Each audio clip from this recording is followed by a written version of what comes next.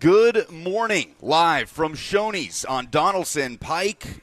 It's the Buck Reising Show on 104.5 The Zone. I don't know if we've done enough to get Buck fired. Maybe he did that for himself last night, celebrating his 30th birthday. Lucas Panzico with you as we are at Shoney's celebrating the Big Machine Music City Grand Prix. More on that in a moment, but thrilled to be here because we are joined until 1 p.m. on 104.5 The Zone by a Tennessee Sports Hall of Famer, Titans legend Keith Bulluck hanging out with us. KB, appreciate you being here, man. Congratulations. What do you remember about turning 30 a few years ago?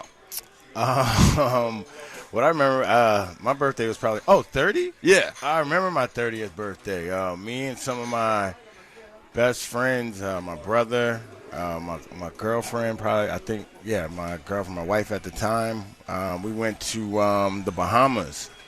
Yeah, it was my 30th birthday. I rented one leg of a private jet to fly everybody down, and everybody had to get back on their own. But we went down to the Bahamas, stayed at the Cove. Yeah, I was still getting a nice check from week to week then. So you know what I'm saying. Whatever Buck did last night, it definitely was not better than that. But my birthday was in April, so here's my thing. So that's like OTAs. You probably was my birthday is April 4th, so we probably didn't have any real commitment. And I did that on the weekend. But he had the bowling charity event last week, and it went well. Raised a lot of money, great cause, and he called out for that, and then he has his birthday, and then he calls. So he can't handle going out and then coming showing. He works at 10. Nah, he's weak, KB. He's a weak man. He's a weak man, and he's terrified of 30. But 30 is your prime, right? I mean, your 30s, that feels like it's easy for me to say. I'm 27 years old. I'm still 3 years removed. I have no idea how I'm going to feel at that point. But, no, he can't hang, KB, at this stage. He's having a quarter-life crisis. I feel like at 30, when I turned 30, it was like, all right, I've been through my 20s, and now I'm 30. I got a one-up on everybody that's I have some knowledge. I have some knowledge in my bank. I'm not just walking around like a dummy. You know what I'm saying? As us men, when we get out of college and then, we think we know stuff, at 24, 25. You know what I'm saying? At 27, you probably know some things, way more than you knew at 22. Don't give me too much credit. No, I'm not. But at 30, you know something. You don't know a lot, but you know some things. Well, we appreciate you being here, man. Big night for you tomorrow night. And we got a lot to get to here. Titans news to talk about, how the Tennessee Titans are making room for the signing of free agent wide receiver Deandre Hopkins. But tomorrow night at the Omni Nashville downtown, the Tennessee Sports Hall of Fame inducts its class of 2023. That includes Keith Bulluck and a litany of legends from the state of Tennessee. So, KB, first of all, from everybody at 104.5 The Zone, I know it's not your first time hearing this, but congratulations. This feels like something that was long overdue, that everybody knew was coming, and cannot wait to see your name up to the rest of those legends from the state of Tennessee after tomorrow night. Well, I appreciate it. I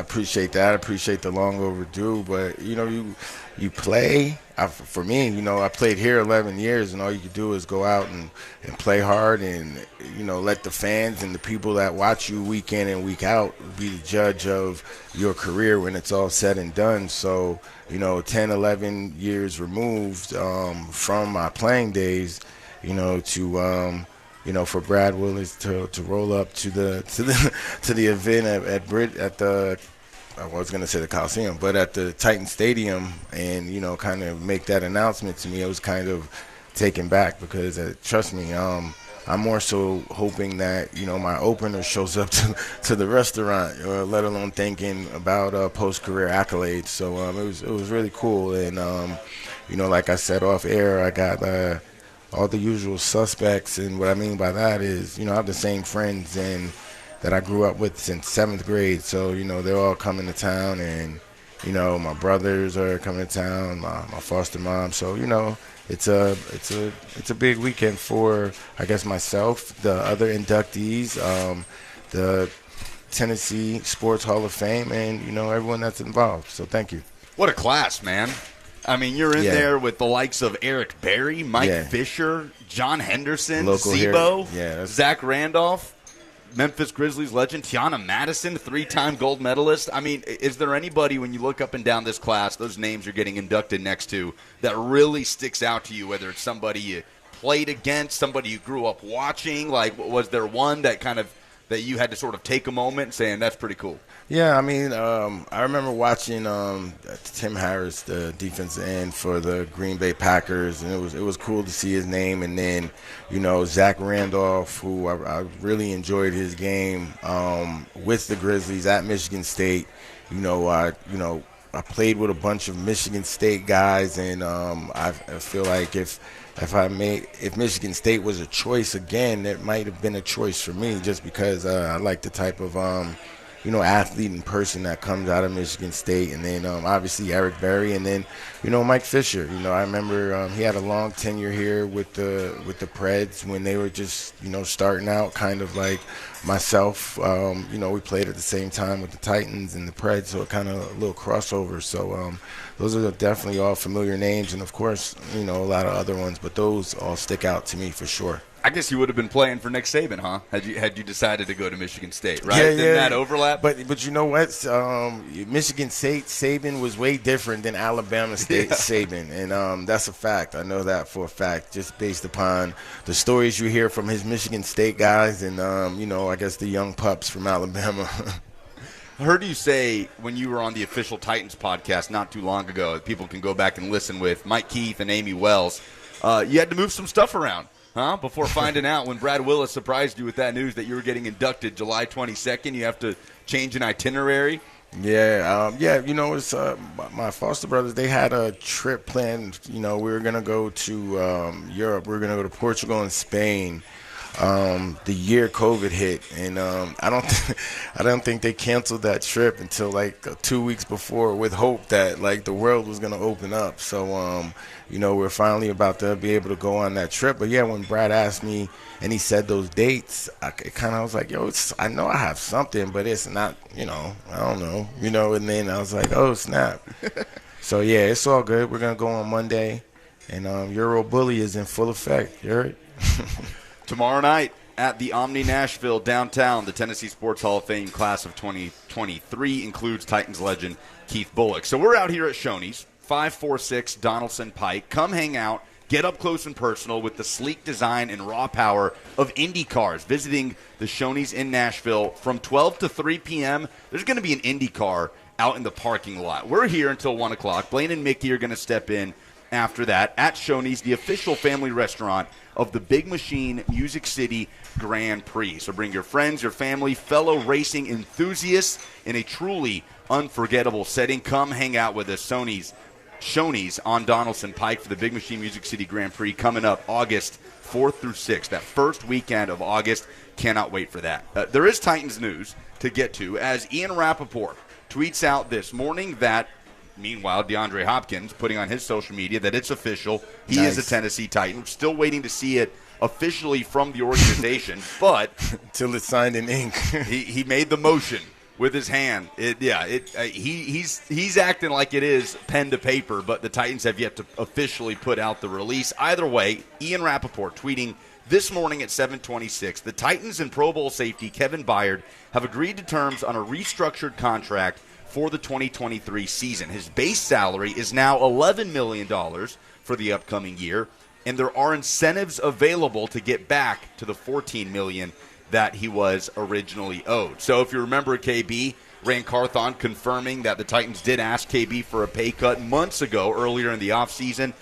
This feels like more of a pay cut than a restructure, right, with the opportunity to get back to that original number that he was owed with incentives. Yeah, absolutely. I mean, look, anytime you take a decrease in salary, it's a pay cut. Yeah, they're going to give you the opportunity to recoup that $2 million, but at the same time, no one knows what the language is in that contract. When I went to the Giants that one year, I had an incentive-based contract where my base was 2.5, and I could make up to $5 million had I hit certain incentives, and they were incentives that were easily attainable because I'd hit them my whole career. But I found myself playing in a position where it wasn't most favorable for me to, I wasn't getting the playing time, right, even when healthy, to even,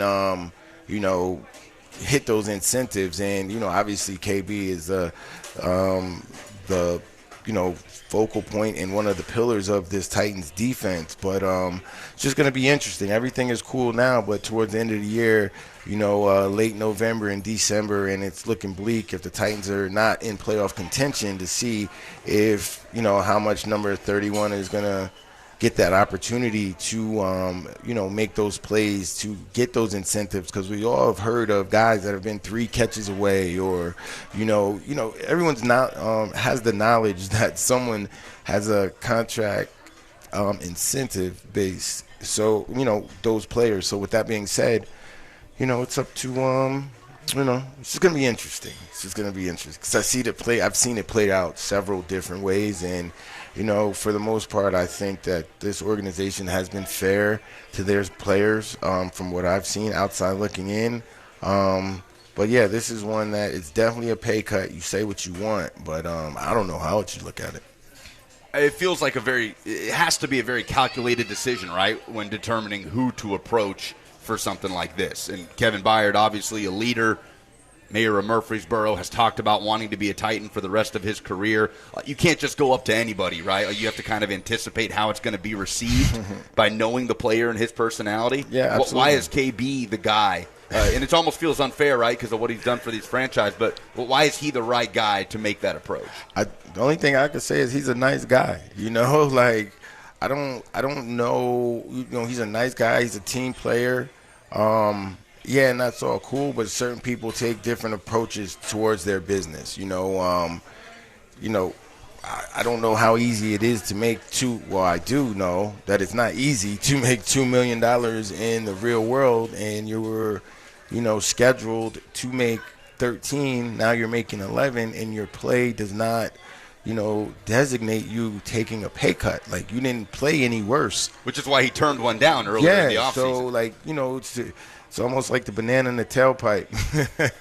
It's just worded a little differently, and it might the hit might feel a little better. But no, that's all jokes aside. Kevin Byard and his agent, they're obviously they're smart. His agent, Dave Mugeta. How do you say his last name? I'll have to double check. Oh yeah, I'll get it for you. But they're very, very. He has a lot of the top guys in the league. Mugeti, something like that. Anyway, he has a lot of the top guys in the league, so he's a smart individual. And like Kevin said, he lets his agent, handle the business side of it. So as long as he comes to camp happy, then no one has anything to worry about. And obviously, he wouldn't have done it if he wasn't happy. Report date on Tuesday. We'll be out there broadcasting from Titans training camp at Ascension St. Thomas Sports Park on Wednesday. We'll hear more from KB later on in the show from when he joined Bussin' with the Boys earlier this offseason and talked about exactly this scenario, the Titans approaching him with a pay cut. Ian Rappaport reporting that he does take that pay cut to an extent, dropping down to an $11 million base salary for 2023 with the opportunity to earn back up to that $14 million mark with incentives. But coming up next, long week of SEC Media Days at the Grand Hyatt in downtown Nashville. Tennessee made their appearance on Thursday. Quarterback Joe Milton, one of the 3-player representatives, was a hot topic for media at SEC Media Days. And Marc Trestman, former NFL offensive coordinator and head coach, you'll remember him as the head coach of the Bears, but worked at multiple stops in the National Football League and in the CFL, now writes for the 33rd team. And he is doing an extensive series on college quarterbacks, pro prospects, and breaking them down, strengths, weaknesses, what he wants to see from them before they go into the draft process. Had some really good stuff on Joe Milton. So when we come back, former NFL coach Marc Trestman joins us on 104.5 The Zone.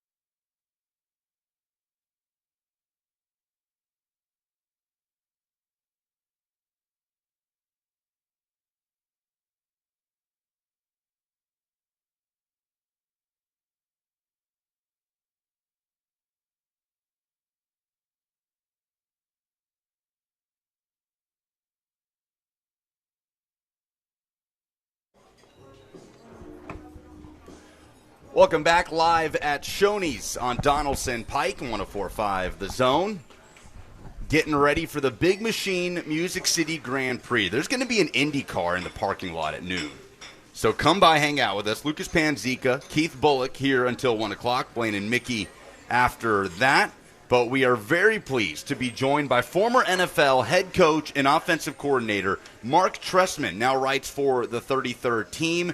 Go read his article. Joe Milton's extraordinary arm talent will have the NFL's attention, doing a series on several pro prospects that'll be playing college football in 2023. Coach Trestman, appreciate the time. Sitting here with Keith Bulluck, getting inducted to the Tennessee Sports Hall of Fame tomorrow night. I feel like you probably had the game plan for KB a few times.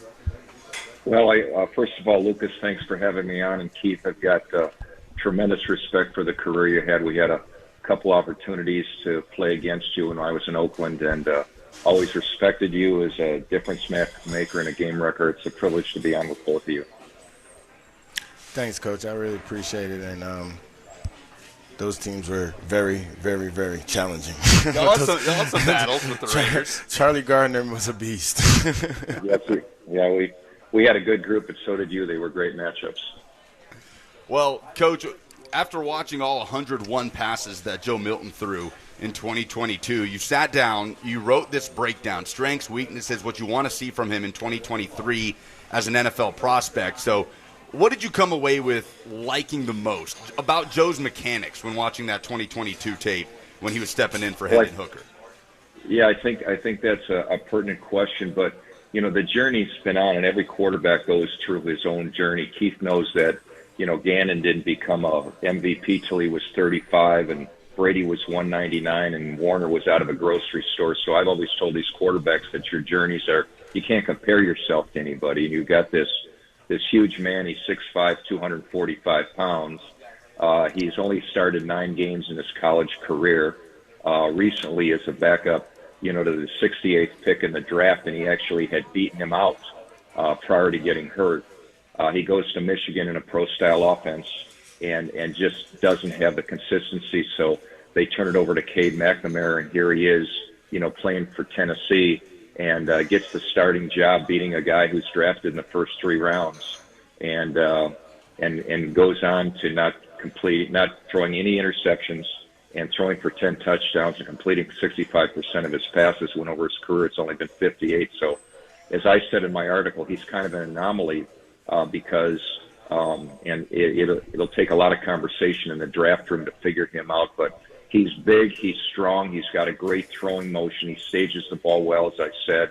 I mean, normally I never want to comment on a player's arm talent by looking at the tape. I would rather look at it on the field in an in-person workout, but it's clear that this guy has tremendous elite arm talent, and in a year where there's probably more high draft choice quarterbacks maybe since 1983, he can make all the throws.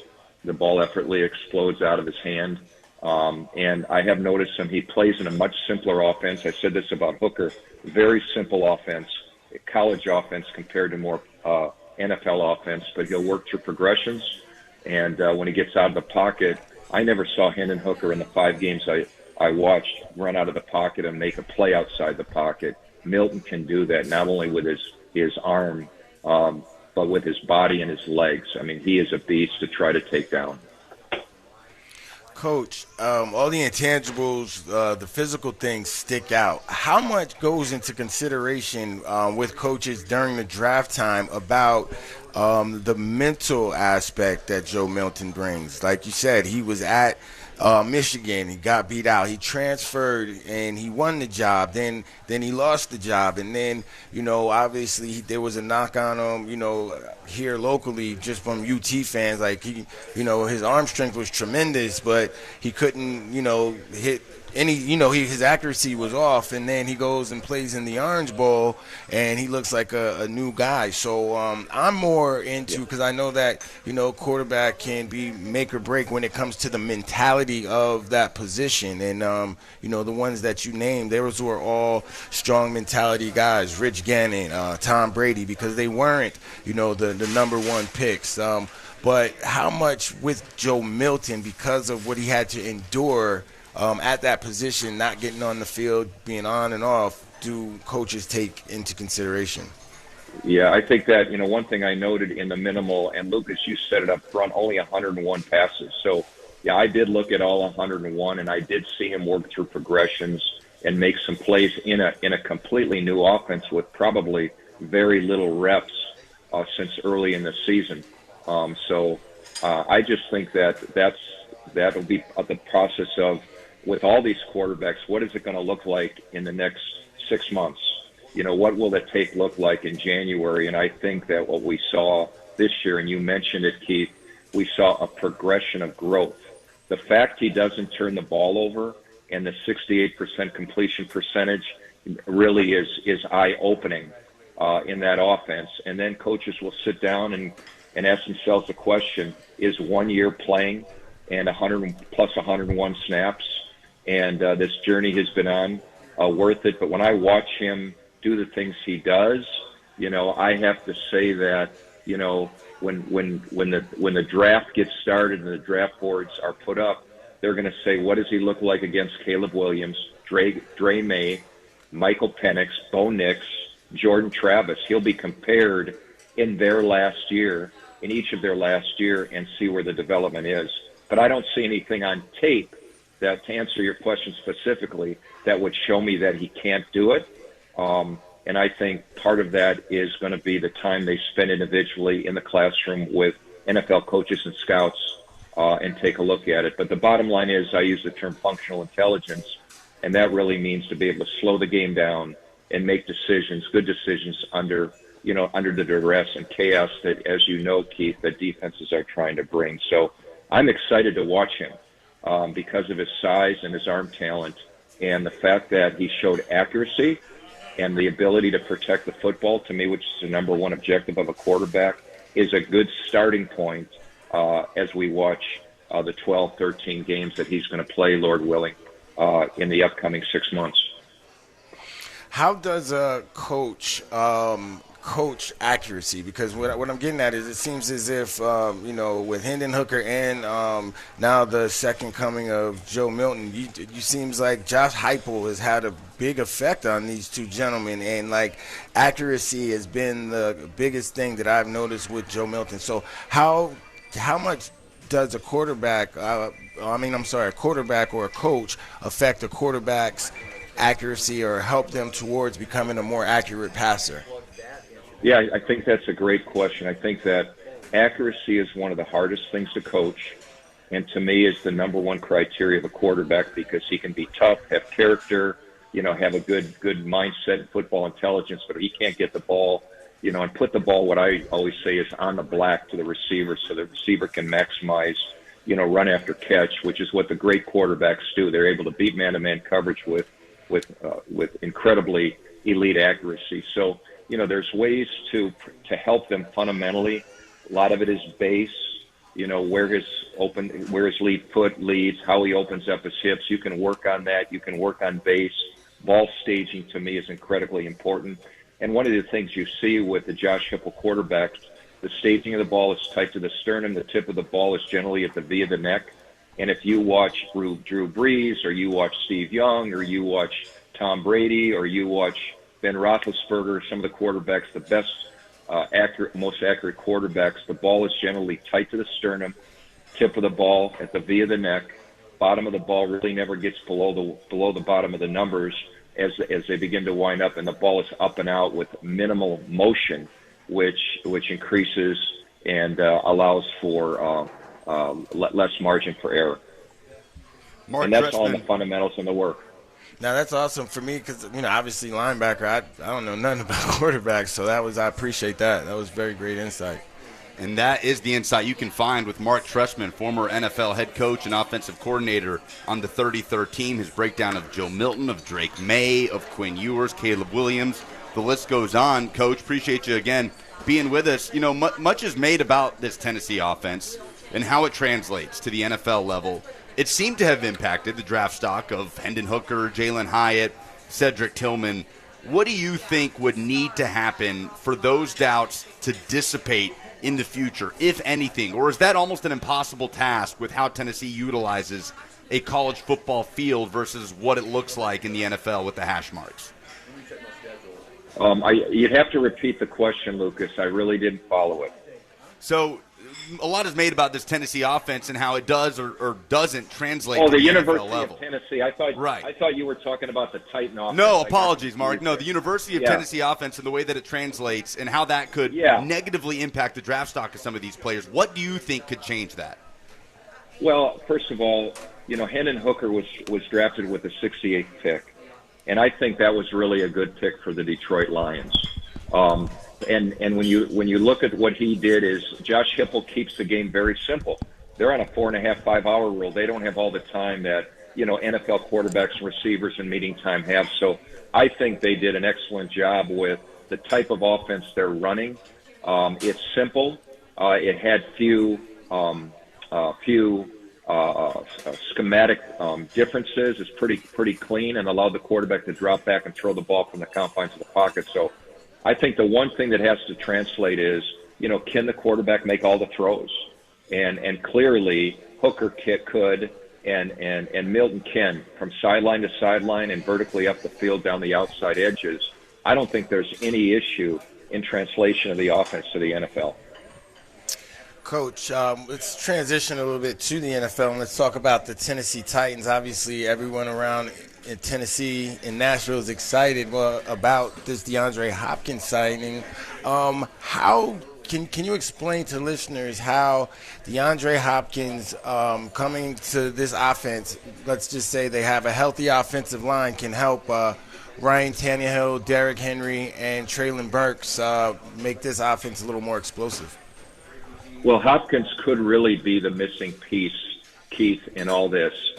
Watching him play last year, he only played in 9 games. He was targeted almost 10 times a game to my recollection, and he still has the uncanny ability to get open, adjust his body, to make plays at every level. And by him being installed as the number 1 receiver, that's going to open up a lot of different things. Because we all know that everybody wants to fill the box because they have to stop Henry first. Well, if they're filling the box to stop Henry, the one thing that Hopkins didn't have in Arizona and really didn't have much of it in Houston was the play-action pass. So, if you look over the last few years, Hopkins is probably anywhere from 11-plus to 13 yards per reception. And with the play-action game off the run game, this could turn, Tennessee into a difference-making offense because quarterbacks love to throw play-action passes. And with the run action that Tennessee provides, it's going to leave Hopkins open one-on-one and give him a chance to make the vertical plays. And the beauty of the play-action pass, generally speaking, the running back is the flare control.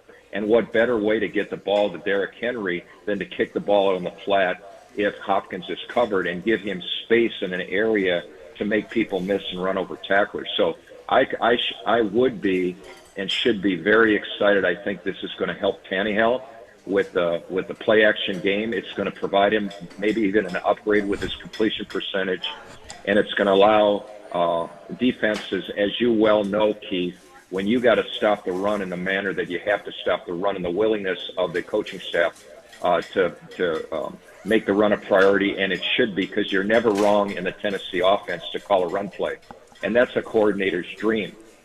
He can call a run, and he's always off the hook because he's handing the ball to Derrick Henry. Plus, with Rob Moore as the receiver coach, who I coached at Arizona, I think the environment in the meeting room is going to provide a really good opportunity for Hopkins to finish strong his career and elevate the Tennessee offense. Coach Trestman, you mentioned coaching Rob Moore with the Arizona Cardinals. Obviously, Dave McGinnis, the head coach of the Arizona Cardinals during that time, and wondering if you have any parting words for Coach Dave McGinnis, who will join us here in about an hour. Well, I told Dave this a few weeks ago when he connected me. One of the things, as a young coach, I remember walking into his office, and there was a sign on the wall that said, "Enthusiasm is everything."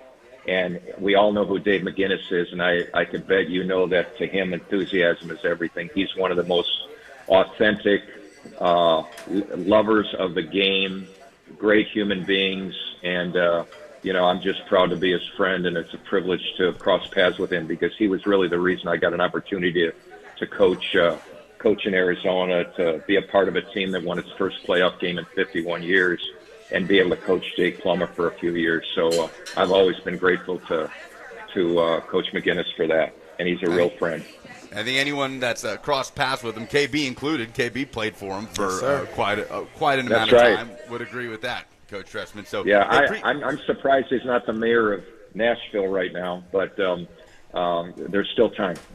Yeah, I don't know if it's too late to jump into that race that's happening right now. Maybe the next cycle. Coach, appreciate the time. On the way out, again, you covered so many of these quarterbacks for the 3013.com. Drake May, Caleb Williams, Quinn Ewers. Which quarterback's tape did you find yourself enjoying the most that people can go and read the breakdown? They're all. I really love all these quarterbacks. I mean, if I look at, when you look at Williams, he's the playmaker of the group, but all these other guys can play. May can play, Penix can play, Nix can play, Travis can play. Ewers is the one that's probably the most. You go from spectrum to spectrum, but he's also the youngest.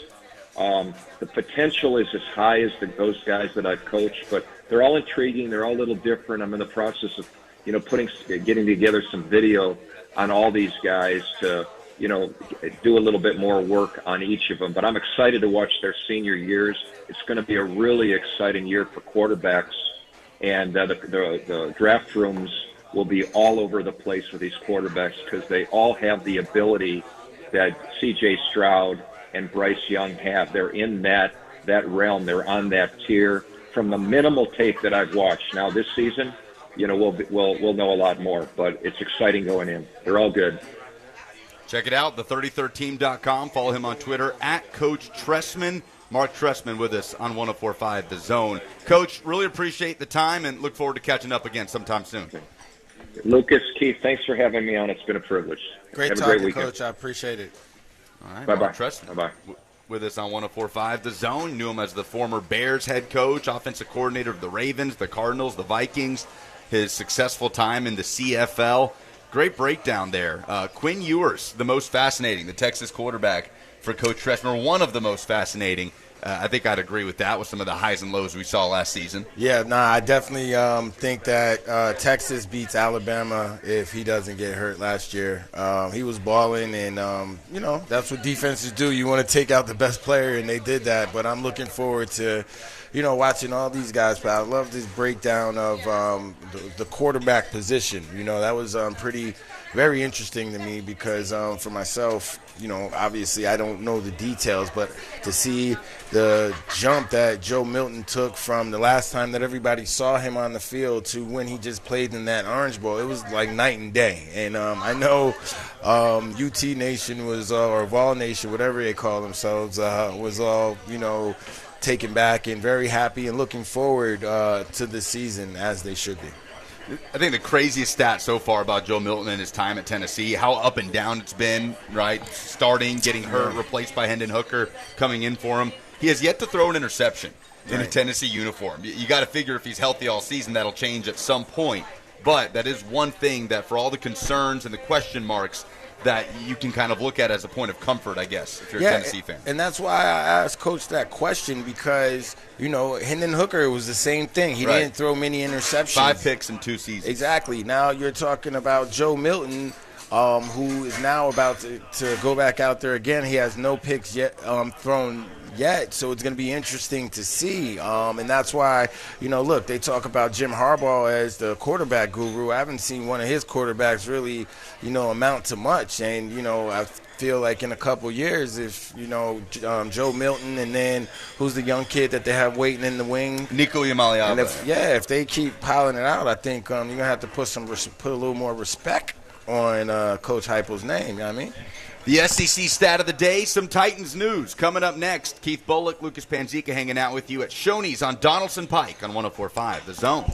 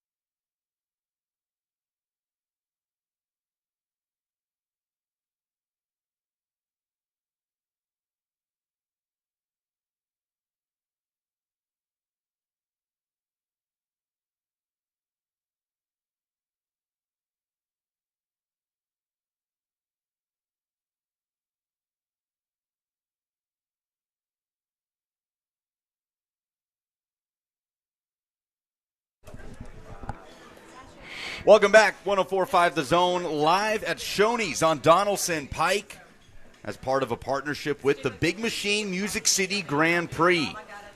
MusicCityGP.com, first weekend in August. It's coming up. Go get your tickets. Come see us at Shoney's. Get up close and personal with the sleek design, the raw power of Indy cars from 12 to 3 p.m. That's when you can come check out the car out here in the parking lot. We're here right now. We'll be here until 3 with Blaine and Mickey.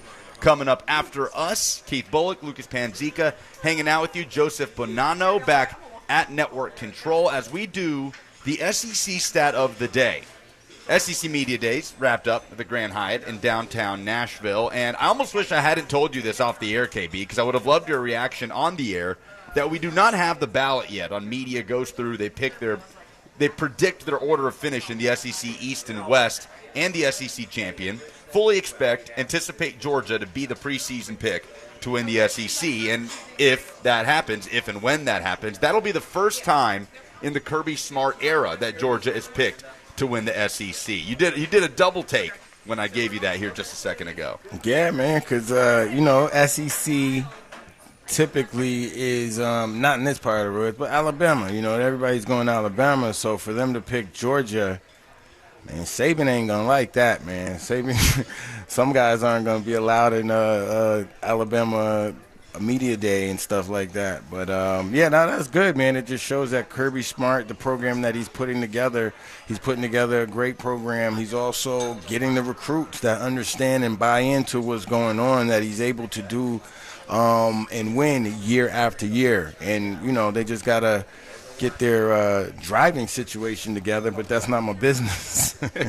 Isn't that crazy? I mean, just such a specific issue and problem. Right. I can't remember that this being something that has plagued one singular program so consistently. I mean, and you know what? It's interesting, and you're right. Like, you hear all types of, we've all heard all types of things, throughout the years from different universities. But to hear what drag racing specifically, but it's interesting. I have an 18-year-old nephew who just graduated high school, and he's into those different car shows and all that street car stuff. I don't necessarily understand it, but it's definitely a fad that these kids need to stay away from. They're putting themselves in danger and other people's lives in danger. It's so easy to forget that last year going into the season, we were talking about Alabama as the overarching favorite to win the SEC. We were talking about Alabama as potentially having the best team of the Nick Saban era going into last season.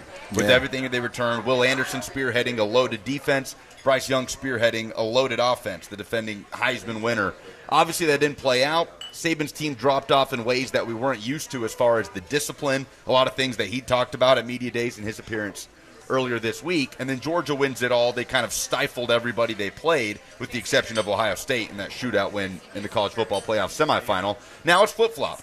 Now people are anticipating potentially the best team that Kirby Smart has ever had, with the Georgia Bulldogs, with Carson Beck, the presumed starter, maybe their best array of weapons at wide receiver, and Brock Bowers coming back on the offense. So it kind of puts it into context on how we can frame that in our minds. Do we really need to give this blanket prediction that Georgia's going to win the SEC when we tried that last year? That's not the way it panned out. The question is then, who would be the one to play spoiler, whether that's LSU, Alabama, Tennessee, right? Texas A&M with the talent they have in College Station. Yeah, I don't know who's going to play spoiler. I think it's going to be interesting because I do know that it's hard to carry that weight the whole season of being the projected number. If you're projected number one and then be number one throughout the whole season, we haven't really seen that in a while without somebody stumbling somewhere and then regaining their traction, in the college playoff or what it may be. But I'm definitely all for it. I'm definitely one of those people, pro and college. Show me. You know what I'm saying? You're as good as your last game. We understand the projections, but the game has to be played on the field. So, I'm ready for college football, just like I'm sure, these kids are ready to get out and prove that they are, the top dogs. Oh, wow. That was no pun intended. Is that D-A-W-G dog or D-O-G dog? D-A-W-G dogs, because they're the Georgia Bulldogs. They'll be number one. Also, the last year that we have divisions, in the SEC. The last year we have a 4-team college football playoff. So moving forward with Oklahoma and Texas in the fold from 2024 and onward, it's simply the best 2 teams at the end of the season playing for the SEC championship. So that dynamic, especially in conferences like the Big Ten, where you had whoever came out of Ohio State, Michigan playing Northwestern or Wisconsin, right, in the Big Ten championship game. I think that's the conference that you point to most as, thank God divisions are going away, because you'll actually get the 2 best teams. And how many times are we going to get Ohio State and Michigan playing in the last week of the regular season every year, and then rematching in the championship game literally 1 to 2 weeks later? I feel like it's been every year since I've been watching college football. Maybe Northwestern was in there one year, or it's not too much change up. But I really like that, and I think, look, Texas and Texas A&M. You know, I'm very interested to see how things are going to unfold for them, because they're coming into it's a whole different type of football, you know, over here. I respect, you know, the Big 12 or whatever. No, what were they in? Yeah, no, I mean, you grew up with that, watching that rivalry, right? Yeah, absolutely. But, you know, coming in here, I just know, and I have to be respectful, and rightfully so, SEC football is a little different temperament. And I think that and I know that these kids in the SEC will be looking forward to getting after a Texas or a Texas A&M. And I don't know that Texas and Texas A&M come in with that same mentality, like, let's get after Alabama, let's get after Georgia, let's get after Tennessee. Whereas these kids, they're hungry. They're trying to show year in and year out that they are the best college football team in the in the NCAA, and they like to show that it's coming out of the SEC. And I feel like, you know, obviously it was most represented, to be honest, in the women's college basketball national championship, whereas, you know, the LSU, they're like, well, it's going to come out of the SEC. It might not be South Carolina, but we're going to represent for the SEC, and they won for the SEC, you know. So it's just interesting how much camaraderie the SEC has a conference has. We are out at Shoney's, 546 Donaldson Pike. Shoney's, the official family restaurant of the Big Machine Music City Grand Prix. Multiple locations a part of this partnership: Clarksville, Dixon, Lebanon, Lewisburg. We are in Nashville, again, on Donaldson Pike. Lucas Panzica, Keith Bulluck with you until 1 o'clock. Blaine and Mickey taking over after that.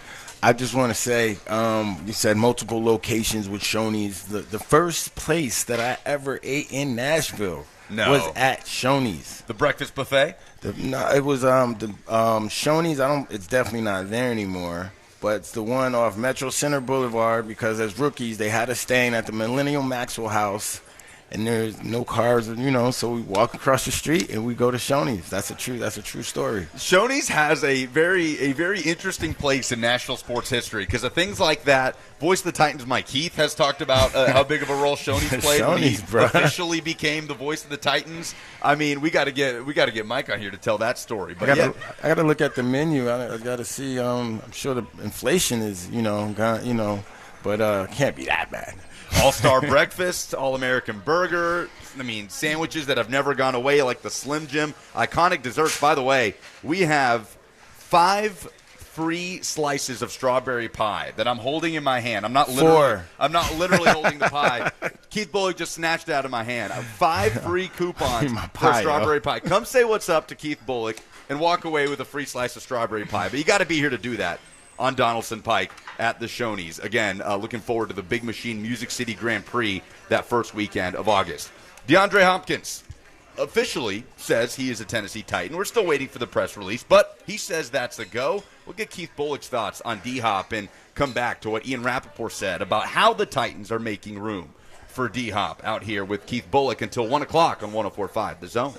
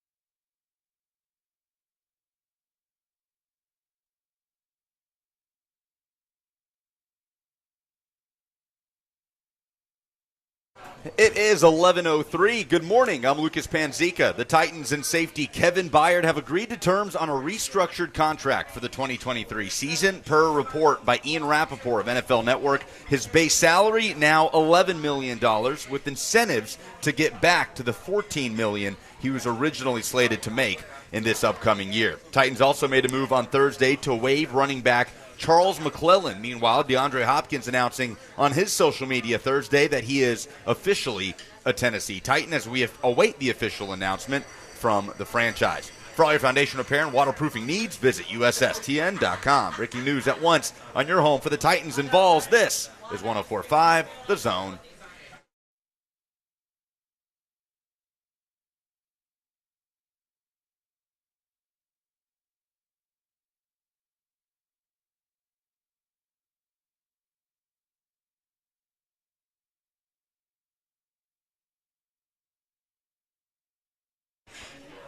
Welcome back.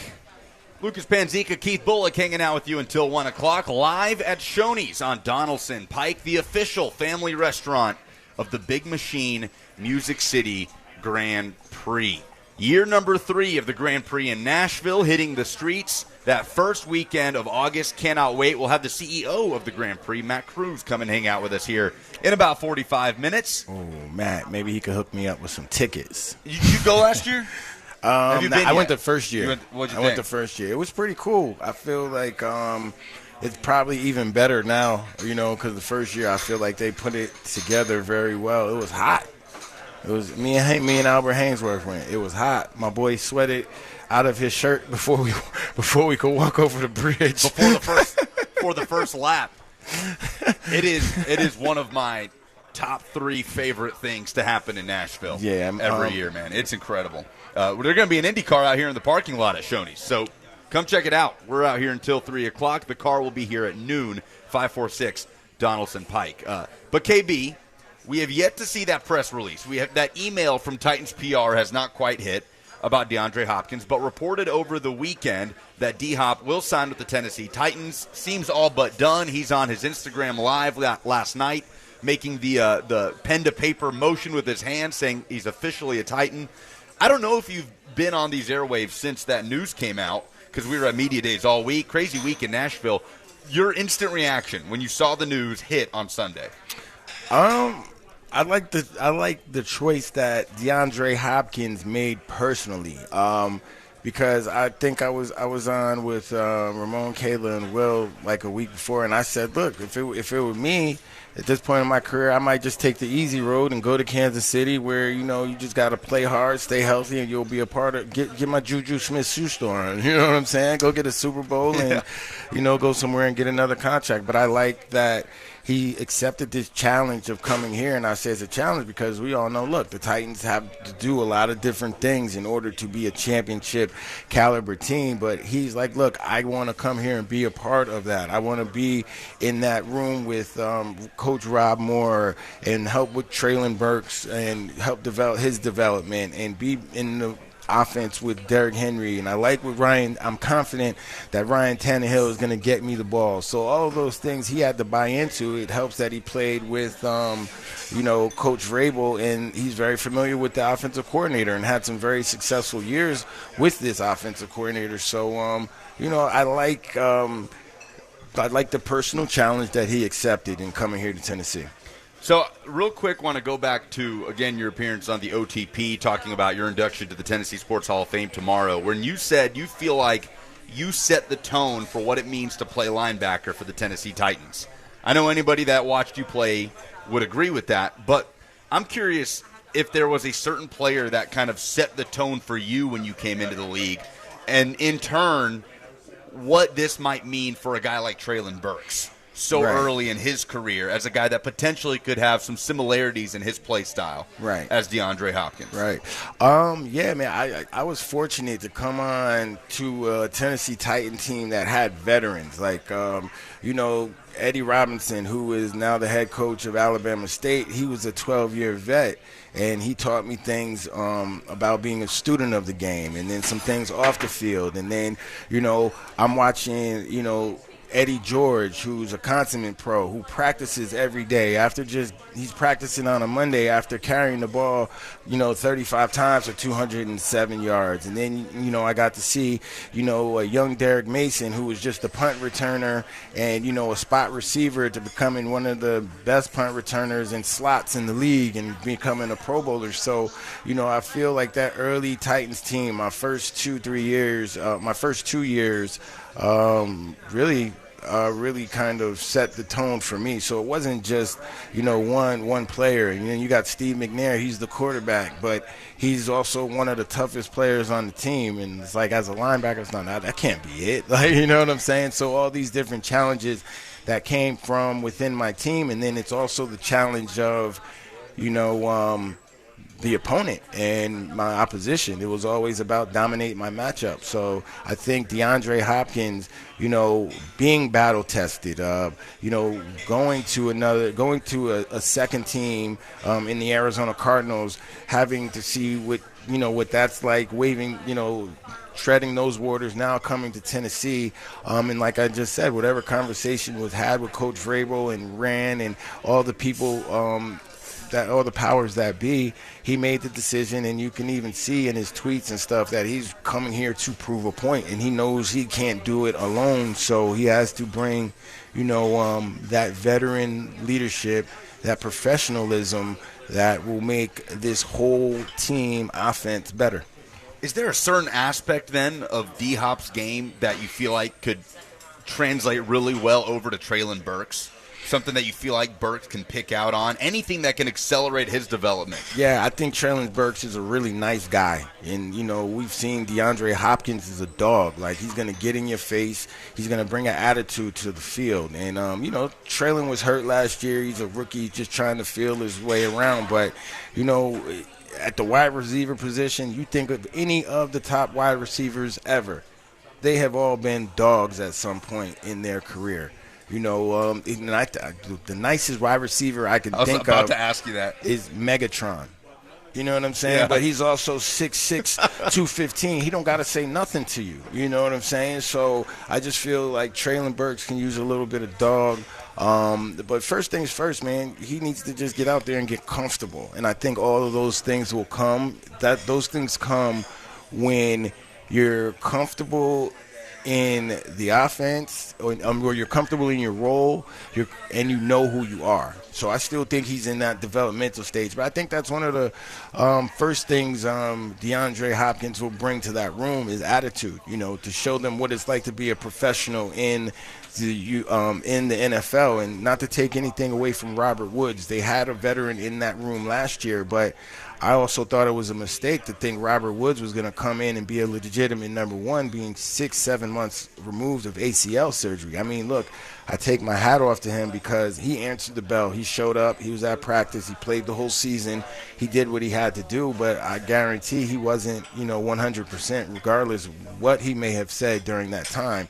You're getting a healthy DeAndre Hopkins, 65 catches, however many touchdowns he had last year, in a dysfunctional organization with the Arizona Cardinals. I know one thing, and we all know that Mike Vrabel's, teams have focus, they have discipline. So I think that him getting back to that type of football will bring out the best version of DeAndre Hopkins now. And a rotating quarterback room last year, right, which is something D-Hop has dealt with for most of his career until Deshaun Watson got to Houston. Like, every time you see a list of quarterbacks he played with in Houston, whether it's Matt Schaub, T.J. Yates, it's a long list. So, people could say what they want about Ryan Tannehill. We've talked a lot about that on this show, on how the drop-off happened last year. It happened to coincide with the injury to Ryan Tannehill on offense. Probably going to be a little bit of a relief for DeAndre Hopkins, assuming health, always kind of a part of the conversation. But always that asterisk of assuming health. Ryan Tannehill is probably one of the better situations DeAndre Hopkins has had as far as his quarterback goes in his career. Yeah, since Deshaun Watson, since he was in Houston with Deshaun Watson the last few years, there's been a lot of juggling dysfunction. But, now it goes back to what the situation was for Ryan Tannehill had, like last year, you know what I'm saying? Like there was a lot of folk, is Ryan going to be able to get it done? So let's say, obviously, the offensive line, you got to start there. It's not fair to be like, oh, Ryan can't get it done if he's not being protected. It's not fair to put him in that position. So you see that they're trying to get linemen in here to kind of secure that tackle position, you know, while Petit Frere is missing. But that's a key factor too. But if they can get, if Ryan can get the protection he needs, and being able to get the ball and deliver the ball downfield, it should be a real, and like you said, bearing all injuries, it should be a real interesting season. And the Titans can look. They were 7-3 last year, and then, you know, lost 6 in a row. You know, they're 7 in a row. They're on a 7-game losing streak. Let's bring all these things into perspective as we go into camp, and just not focus on, you know, the little things. You know, Coach Vrabel and his staff and his team, you know, have a lot of work to do. And it's great that they did get someone like Deandre Hopkins in to kind of be like that they can rally behind. And I hear he's not much of a practicer, but he's going to have to get out there and practice these first couple weeks to kind of let his teammates know, let his coaches know, and kind of let, you know, I guess us know that, like, yo, he's here and he means business. Well, that starts in less than a week. Report day on Tuesday. We'll be out there on Wednesday seeing the Titans hit the field. We'll see how involved D-Hop is early on. Still awaiting the official word from the Tennessee Titans. Coming up next, Coach Dave McGinnis of Titans Radio joins us. We'll talk a little bit about DeAndre Hopkins, a certain offensive lineman the Titans are having in for a visit with training camp right around the corner. Coach Mack joins us next as we're live from Shoney's on Donaldson Pike on 104.5 The Zone.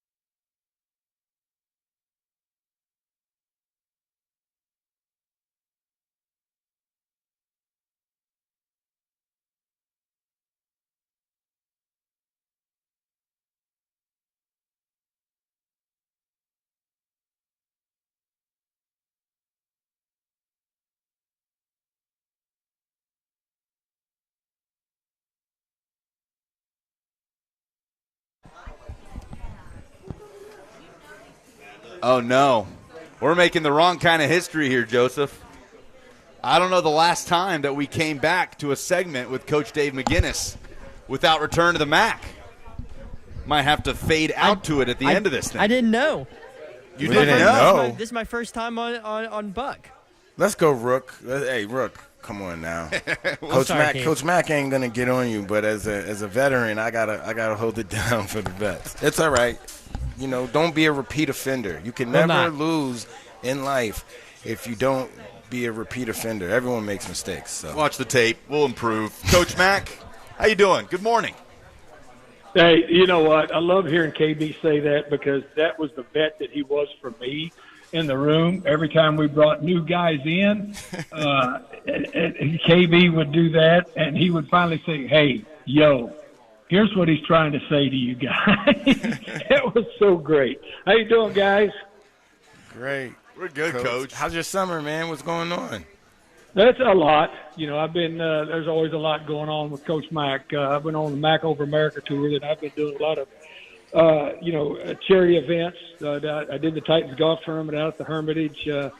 Just doing a lot of things, but, I mean, it's time for training camp now. I mean, I think I'm the same way that you were, KB, when we were involved in this thing personally, is that by the time July the 4th hits, you kind of start getting an idea that you're on the slide now towards what's getting ready to happen. So, you know, my clock is geared towards this time of year, being teed up and ready to go. And so the next big function I'm going to is tomorrow night with your induction into the Tennessee Sports Hall of Fame, and awesome. I can't wait for that. I mean, it's so well deserved, and that will really be a lot of fun.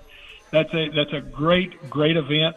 Brad Willis has done a tremendous job with that. Of course, the Titans are huge supporters of that, and it'll be a great evening. I am very much looking forward to it, and I look back to all those times when, for our listeners, Keith Bulluck used to sit right next to me. We had a big long table in the back of the room where I sat, and Keith Bulluck sat on the other end of it, and I can't count the number of hours we watched tape together.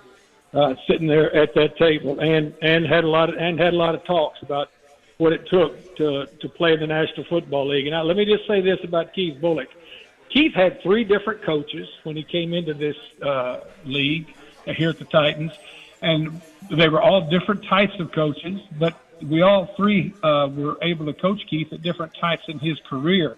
Jim Schwartz was his first coach, and then he had Gunther Cunningham. And then when Gunn decided to go back to Kansas City, and Jeff Fisher called me and asked me if I would come back and do it, Gunn called me and he gave me a lowdown on all the players. But what he told me was, and he said, "Look, Mac, I know you've had some great linebackers. You've got good ones now in Eric Hill and Jameer Miller and Seth Joyner down there in Arizona. You had some great ones in Chicago." He said, "You are inheriting a great linebacker here, and he's only going to get better." And he was right. And so, KB, much deserved for tomorrow night, and I'm looking forward to it.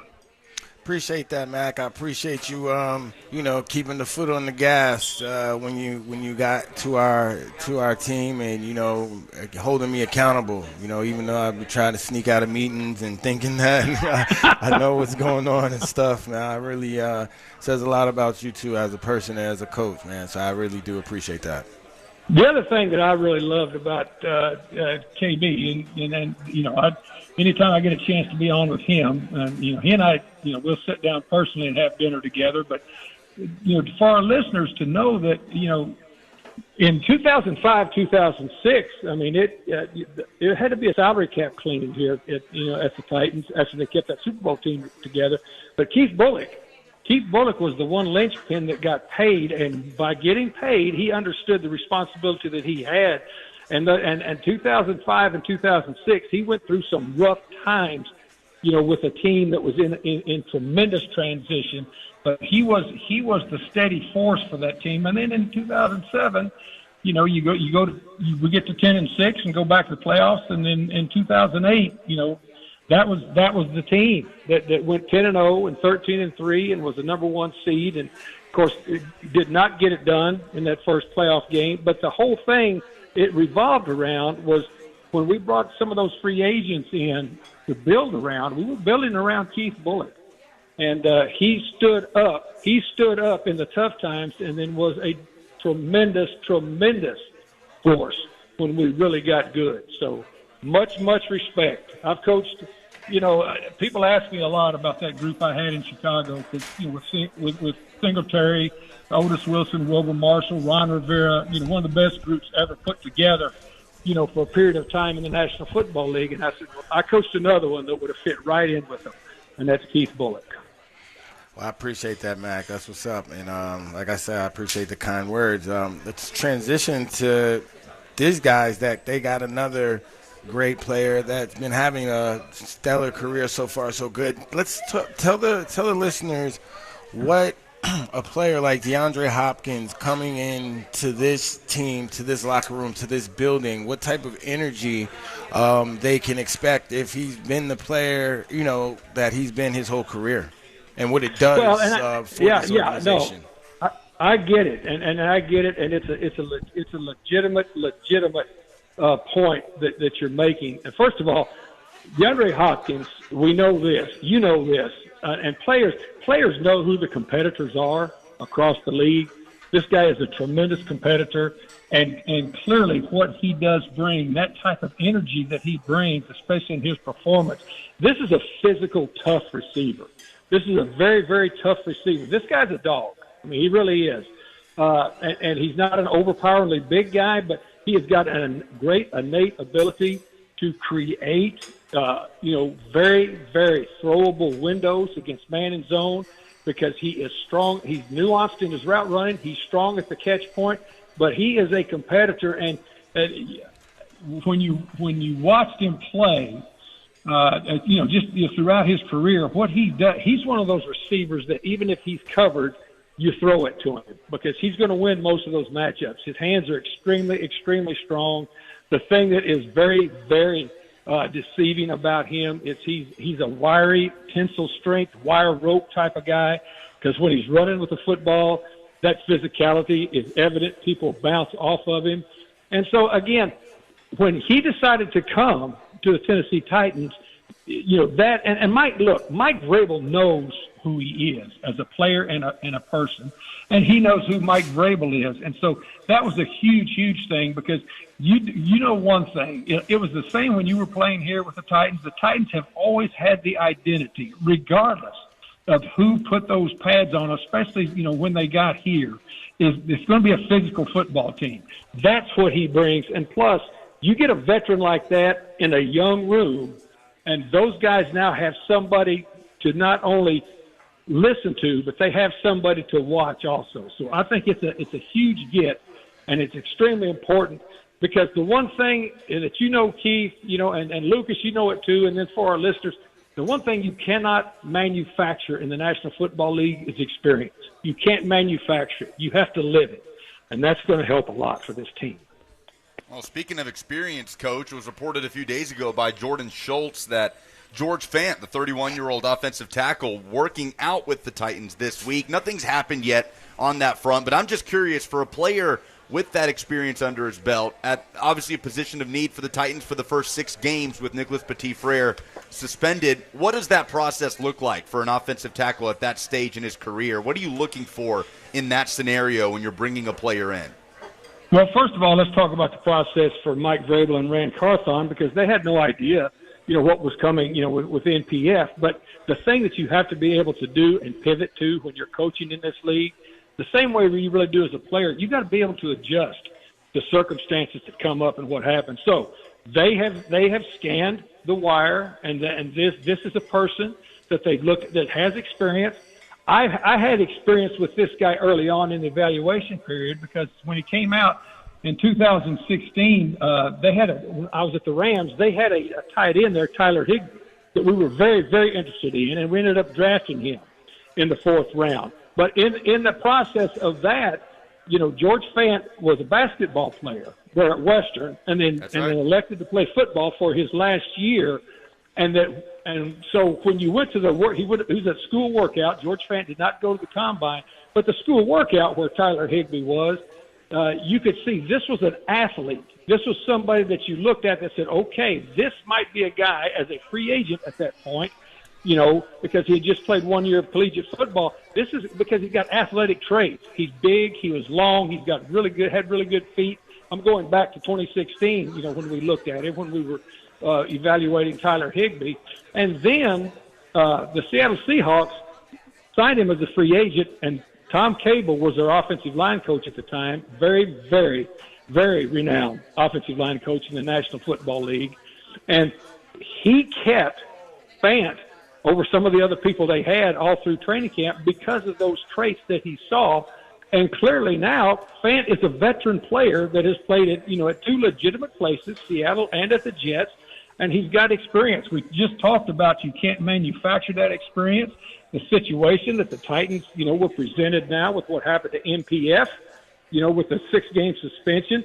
So you've got to be able to pivot, and if he's going to have a workout here with the Titans, it'll be interesting to see what they do. But the thing that struck me about that is you can tell that Mike Vrabel and Rand Carthon, they've got a plan, and you can never, ever, ever quit adjusting in the National Football League. And so we'll see what he's got. But he's a veteran player that is an athlete, and that I can speak to the athleticism because I saw it, when the 1 year that he played when he was coming out there at Western.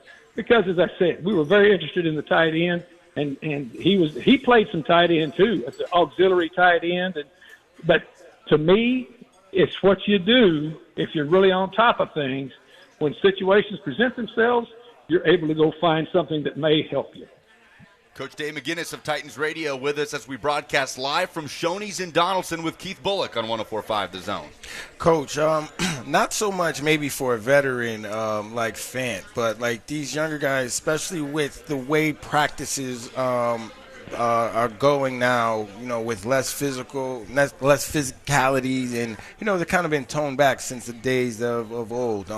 Do you feel that it's harder for coaches to get good reads on these guys because you can't put them and you can't really stress them out in practice as much, and then maybe preseason games you can't get them the amount of reps? So how hard or how easy is it, or is it the same for coaches to really get a fair evaluation during preseason camps?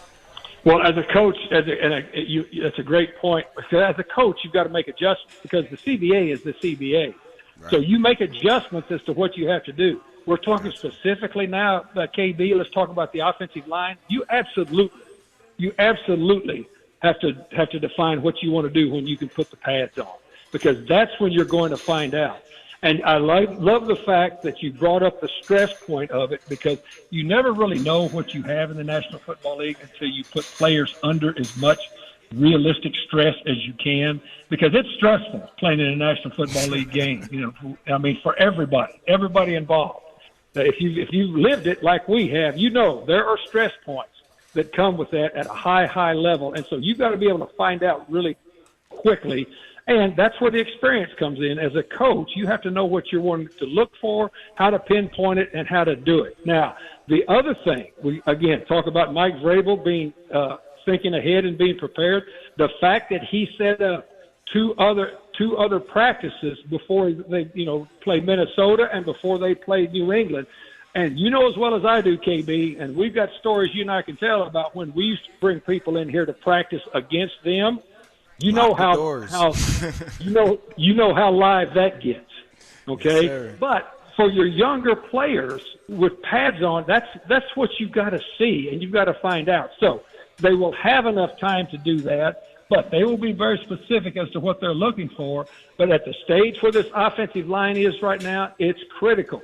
I mean, you know as well as I do, when we were in that linebacker room years ago when we were in there together, when we knew that it was 9-on-7 that day, that's the first young guys, look, you can run around out here in shorts all you want. We put these pads on, and they run that lead, I better see you firing up in that hole. And so you find out pretty quick. Coach, before we let you go, haven't talked a lot about this right before training camp, as we're less than a week out, but several coaching changes on the Titans staff, either new to the staff in new roles. What has to happen in the offseason for those coaches to all be on the same page, to have that chemistry already established going into training camp? Well, that's what you know, the OTAs are for, and then extensive meetings during and then after the OTAs. That's what all of that is for. That's what Mike Vrabel is so strong about. I mean, he's going to hire guys that are teachers, but he also wants to hire guys that understand what he wants to get done with his football team and the mindset that he wants. But first of all, that starts in the interview process. You know, I've hired coaches before, and the interview process was huge to, you know, really dig down and find out really what do they think, not what they think I want to hear as an interviewing head coach, but what do they really think and what is their philosophy about relating to players, about coaching players, both good and bad. How's that going to be? So it's a process that you go through, and then as a staff to form together. The OTAs were critical, but this time in training camp now, just like for the younger players, they will start to come together, and you really find out, again, that we all know, I mean, Keith's sitting right there with you, when you're in it in the season and things are going good, there are still things that you have to grind on, and when things aren't going good, you still have to grind on things, but that's where you have to be consistent. And that's what Mike Vrabel's looking for out of his players and his coaches is consistency towards the same message. Coach Dave McGinnis of Titans Radio, who has a new team member for the 2023 season, Coach. Big announcement this morning. Amy Wells, her husband Josh Corey, adding to the family, and Ramon Foster stepping in as the sideline reporter for 2023. I'm going to have to do some research on this, Coach. I know you're the only former head coach on a local team broadcast in the NFL. I figure Ramon's got to be the only former player on the sideline for a local team broadcast in the National Football League. I cannot wait. Keith Bulluck says no, that's not the case. I saw Clinton Portis for the Commanders. Clinton Portis for the Commanders. We'll get to the Commanders later on today, by the way. But, Coach, how pumped are you to have Ramon on the team? Well, I absolutely love it. First of all, Ramon's a legitimate dude, was a legitimate player. Look, there's a soft spot in Coach Mack's heart for physical players in the National Football League and dudes that did it right. You've got one of those kind of guys sitting right there with you right now there at Shoney, and Ramon Foster is the same way. He will be a great addition to Titans Radio. I'm very much looking forward to that. We're looking forward to that first preseason game right around the corner. Coach Mack, appreciate you as always, and we'll talk again soon. See you at training camp. KB, congrats again. I will see you tomorrow night, brother. Looking forward to seeing you, man. Thanks. There it is. There's return to the Mac. Might as well finish the segment with it. Good stuff. Joseph Bonanno back in the production studio. Way to rebound, Joe. Yeah, there it is. I knew you had it in you, baby. It's not about how you start, it's about how you finish. There you go. Exactly. Matt Cruz, CEO of the Big Machine Music City Grand Prix, joins us next as we broadcast live from Shoney's on Donaldson Pike on 104.5 The Zone.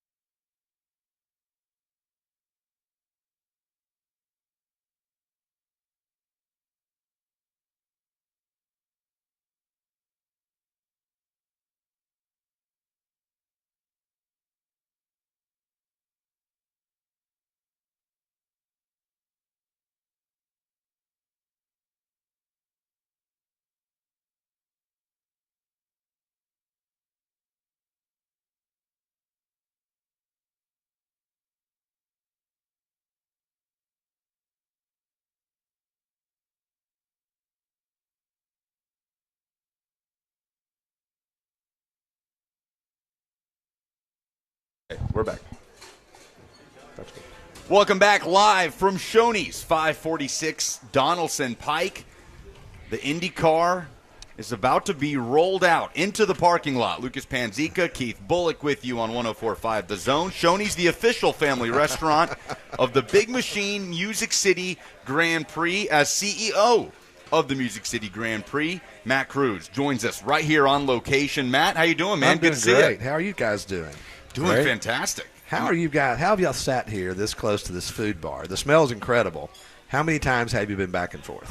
Haven't had enough time in between breaks. And it's been one of the hardest things I've done all week. I need to kind of like, you know what, after this break, I'm going to take a lap to kind of just get my eye on everything, and then the next time I'll come back around and kind of, and then, you know. Yeah, it's spectacular. If you haven't been in a Shoney's in a while, I strongly encourage you to come out. This is beautiful. Obviously, Shoney's is a legendary Middle Tennessee brand or national brand, but as a Middle Tennessee, and we grew up in Shoney's, so it's some significant at first place. Keith Bulluck, 8 in Nashville. He said absolutely. There needs to be a historical marker there for that. Real quick though, it's been a long week for a lot of folks.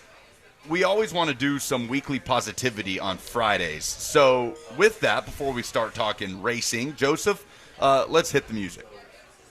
Buck Reising is one of the least positive people on the planet. So to combat that, we've installed a new segment where he's forced to be positive. Sponsored by Central Work. This is Friday Fun.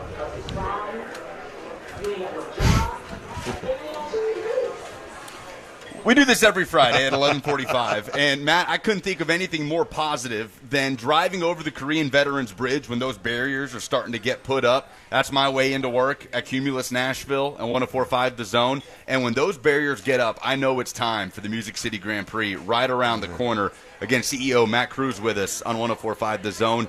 I can't imagine what that feels like for you, though, that nervous excitement of driving over that bridge and the role that you're in. still blows me away. I mean, every year when that goes up, year one, and I don't know what I expected. In my mind, I knew what was coming. Right. But we worked on this for so many years, and the first day I'm coming in, and they put block down overnight. Well, I'm bawling by the time I get to the top of the bridge and got off at the bottom finally without hitting anybody. But it still blows me away. When that first stuff starts going on the bridge, it's like, this is getting real. Now the grandstands, I mean, it looks beautiful over there. I strongly encourage people to check out the property. It is fantastic. Well, I had the opportunity to go to the first Grand Prix. It was great. When did the light go off? Like, let's do a Grand Prix in Nashville. Like, where did you come up? Where did the concept come up from? You know, it was always kind of in the back of my mind, probably for 7 or 8 years before the first race. And then the city just continued to grow and then continued to shine. Every time it got on the big international stage, it blew it away.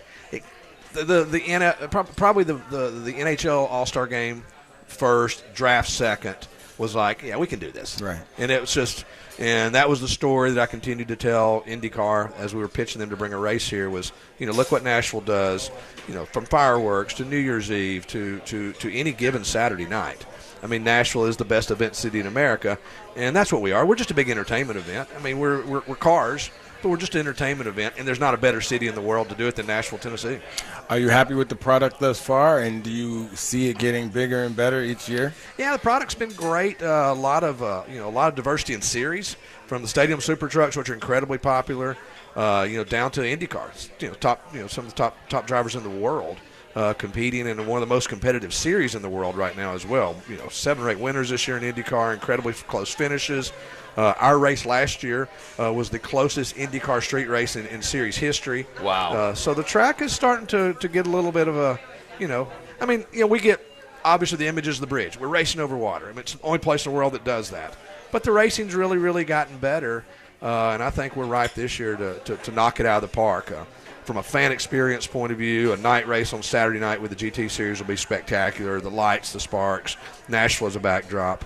And then kicking this thing off at 11:20 local time on Sunday morning. We don't have to wait around. Let's go. Cooler temperatures. It should just be a spectacular weekend. Matt Cruz, CEO of the Big Machine Music City Grand Prix, with us on 104.5 The Zone at Music City GP on Twitter. August 4th through 6th. It's right around the corner. And we've talked about this on the station with you before, that it's one of those things that you got to be there, for sure, right, to get the full experience. But it's not just the race on Sunday, right? There's so much going on. I'm curious for you, as somebody that's so inside of this thing, what is the thing that excites you the most, your favorite part about the weekend other than the actual race? I love Friday. We really honor our first responders, military, police, fire, and to have tens of thousands of those on property. It's an incredible day. And it's the first day. The energy's up. That concert on Friday night, it's always a massive show. We got Vince Neil coming back this year. Vince has been one of the biggest supporters of this race from day one. Last year, the Motley Crue tour had him out. But Vince will be back for Freedom Friday. I mean, it's just a huge lineup. I just love it. I mean, I love Friday because of the energy. I love all weekend. But Friday is just, for some reason, kind of, it really, really is. It's a great way to kick off the week. Do you come from each year? Obviously, this is year 3. But each year, have you come from each year thinking like, oh, okay, we could do this better. Next year, we're going to do this. What's that process been like for you, since it's such a young event and you just taking things each year and just building and making it better for everyone here in Middle Tennessee? Absolutely. We try to listen. I mean, we send an email out the week after, and it's my email address. I mean, I asked for responses. Probably had 2,000 last year, and took a couple of months, but responded to all, and the good ones and the bad ones. And I think you have to do that. I give great credit to some of our partners, our title sponsor, Big Machine, Scott Borchetta, the chairman and CEO there. I mean, Scott and I were walking the property Monday after the race this past year to figure out how to do things better. So, I mean, you have to look. We're in the entertainment business, and it's saying that one of the bigger things that we've done this year is we've always kind of looked at our event in downtown and our event in downtown. So it's like, why can't we all be one event? So our 3-day ticket holders this year will have a fast pass, which gets them first access into the downtown honky tonks. And I always tell our people, downtown entertains people 365 days a year. Why wouldn't we want to be a collective effort with that community? Because they do it and do it very well. So that's what everything to us is fan experience. And how do we make it better? How do we provide more shade opportunities, more whatever? I mean, whatever it takes to make your day run smoother, it's very important to us. And that's what I love about it, how it kind of evolves year after year. Last year, Buck's not here today. He and I did the General Jackson a year ago. Yep. We're doing Turn 9 Club this year. Cannot wait for that. That's a new element of this thing. Like, what else? What are some of the new additions in 2023 that people can look forward to? Well, you hit the nail on the head right there. I would start with Turn 9 Club. That's become the most action-packed corner in IndyCar. What's that? So let's put a club there. I need to be a part of that. Reserve seats. Then comes with an air-conditioned tent with all-inclusive food and beverage all weekend. Yeah. I think that's going to be a home run. So if you've not bought your tickets yet, it's incredible value, a 3-day all-inclusive there. I would really, really encourage you to look at that. But then again, take in our property. I mean, we have multiple music stages. This isn't like certain sports where you have to sit and watch one spot. Take in our property. Incredible music. I mean, the least expensive general admission ticket still gives you access to every bit of the music, every bit of the fan zone. And we got some great displays coming this year, working with the great folks at NASA to bring in some really cool stuff. So, our fan engagement this year, I think, is going to be extremely elevated. A new family zone. Obviously, the partnership here with Shoney's that's allowing a family of 4 to come out for $99. That's untouchable in the motorsports world. So, but it's partnerships like that that allow us to hopefully grow the sport. Because hopefully we have some families that stepped into a Shoney's on a Sunday morning and saw the Shoney's family 4-pack, and hopefully they're coming to their first race. And hopefully we do our job of showing them a great time that brings them back for the next 30 years. Matt, we could not be more excited, man. Thanks so much for sitting down. The IndyCar is about to get rolled out in the parking lot out here on Donaldson Pike. Shoney's 546 Donaldson Pike, where we'll be until 3 o'clock. The car's here until 3 o'clock as well. MusicCityGP.com for tickets. Matt Cruz, CEO of the Big Machine Music City Grand Prix, has been our guest on 104.5 The Zone. Thanks, Matt, guys. Appreciate you, man. Coming up next, let's talk Titans training camp. Report day Tuesday. We'll be out there for practice on Wednesday. Keith Bulluck is here to talk about it, so we'll dive in. Hour number 3 coming up on 104.5 The Zone.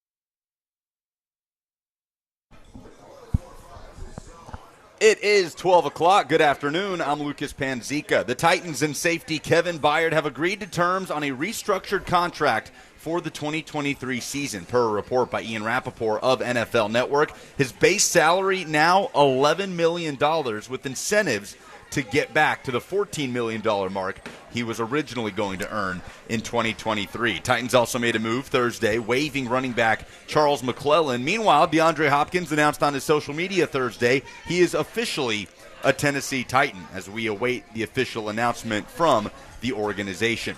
The ballot is out after SEC Media Days this week in downtown Nashville. In Georgia, the pick to win the Southeastern Conference. Alabama, the pick to win the SEC West. 4 Tennessee players on the preseason second-team All-SEC list. They are wide receiver Brew McCoy, quarterback Joe Milton, offensive lineman Javonte Spraggins, and center Cooper Mays. For all your foundation repair and waterproofing needs, visit USSTN.com. Breaking news at once on your home for the Titans and Vols. This is 104.5 The Zone.